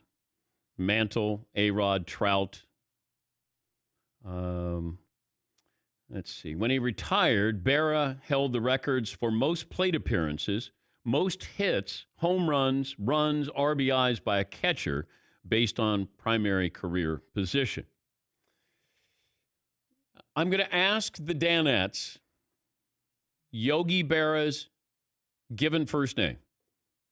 Todd, start with you. Thaddeus. Thaddeus is wrong. Thaddeus Berra. McLovin. Lawrence. That's good. That's right. Larry Berra. Yeah, Paulie. Lawrence. Yes, you got it. Nice. Got it. I was going to say Lawrence. Oh, you're right. Yeah. It's Lawrence Thaddeus Berra. How'd you know that, Andrew? I did a big project with Yogi. I think I told you guys about this. I did a thing called Yogi in the Movie in my previous career. And he told me, he came in one day and said, you're not going to believe this. I went to a bar mitzvah last night. They asked the 4 questions and we ate matzah. And I was like, that sounds like a Seder, Yogi. He's like, and it went on for its half hour about this great bar mitzvah. You didn't want to stop him. He's on a roll. He was a very nice. Did you get to be around him at all or his kids? I was around, Dale Berra. But, I was around Yogi just a little bit when he was with the Yankees back in the 90s. Yeah, Fritzy. And what was the drink he used to pitch? A beverage that still exists, but it's kind of tough to find sometimes in the supermarket. I don't know. Yoo-hoo. Oh, right up your alley. Big Yoo-hoo guy. You still drink Yoo-hoo, don't you? I haven't had one in a while, but if I see one, I'll grab a 6-pack of Yoo-hoo. Yeah, you got to do I'm that. not shy. If you could only have one, I give you a pair of Michael Jordan shoes from any NBA Finals that he won, a red shirt from Tiger from a major win, or Tom Brady jersey or from any of his Super Bowls. Todd, I'll start with you. I'm going to grab Jordan's shoes, and I don't even think it's a close second. All right, McLovin? Is it last year's Masters with Tiger? Because that Okay. one seems. I'll take that. I'll take the Okay. red shirt. Okay. Seton? I'm taking the Jordans. Okay. Paul? I'm going Tiger. I don't think there's that many of them out there. I don't think he gave them out. I think Jordans, you could probably find people had them, the shoes. Well, there's only 6 pair. Yeah. Tiger's got what? 15? Yeah. I'm going Jordan. Yeah. I'm going Jordan. I'm overthinking this. To me, it's a no-brainer. It's Jordan shoes from the last championship. Fritzy, did you call for Tim Hallam, the Bulls former We did. guy? I've not heard, he's been a little elusive. He's hiding with his shoes in the basement. Tony in Utah. Hey, Tony. Hey, how you doing? Good, 5'9", Tony. 180. Yeah. Okay, so you guys are talking about what you'd take. I would take the Jordan shoes also. Okay. Okay, got a buddy who is the ball boy for the Jazz who gave the applesauce and graham crackers to Michael. All he wanted was the shoes after, so he grabbed them, kept them. Years go by, starts having a family, needs a down payment for a house, so he throws them on the internet one night, goes to sleep, wakes up, over $100,000. So he sold those shoes. Was that the night, the flu game with Jordan? The flu game. And he got $100,000 for those shoes. Over $100,000. Under $100,000. All right. Well, thank you, Tony. Yeah, Paul. I can confirm those shoes sold for $107,000. Wow. The flu. Yeah, I almost swore that Tim has all of the shoes, pairs of shoes when Michael won the championship. If he doesn't have them, then he got some explaining to do. Or maybe I do as well. This day in sports history, Paul. 1982, a great day. The USFL was formed. A couple years later, not so good. 1985, the New York Knicks won the first NBA draft lottery, led to Patrick Ewing. 97, Larry Bird was announced as the new head coach of the Indiana Pacers. And just a year later, Larry Bird was named as a rookie head coach, was named NBA Coach of the Year. 1998, Mark McGwire hit a 527-foot home run at Busch Stadium, longest home run in the history of the stadium, 1998. Okay. Go around the room what we learned on the program. I'll start back left with Pac-12 suck-up Fritzy wearing his Cal shirt. Paulie says, don't sleep on Baker Mayfield when discussing NFL MVP candidates. Well, it's either going to be, it feels like it's going to be really good or really bad for Baker. Like, hey, he was great, or uh-oh. McLovin. Sam Smith, longtime Bulls reporter, said that Bill Cartwright had 15 fingers. Don't throw it to him. According to Jordan. Michael Jordan said, don't throw it to him. He's got 15 fingers. Which is factually incorrect. Yeah, I checked. You did? I called. How many fingers does Bill Cartwright have? He said 10. Oh, okay. But again, it wasn't in person. Yeah. Yeah, I thought Sam had a couple of funny lines, though. The one where he said, the documentary, it's based on a true story. that was sneaky good. Paulie, what did you learn on today's program? I learned that Jim Harbaugh once threw the ball 65 yards in a throwing contest. Yeah, then Favre threw it 75 yards. I was always told Randall Cunningham had the strongest arm of anybody who played the position, that he could throw it, 85 yards or something crazy. Now, I don't know what Mahomes can throw it, but I'm going to guess you get to, and it's not important how far you can throw it. It's how well you throw it and who you throw it to.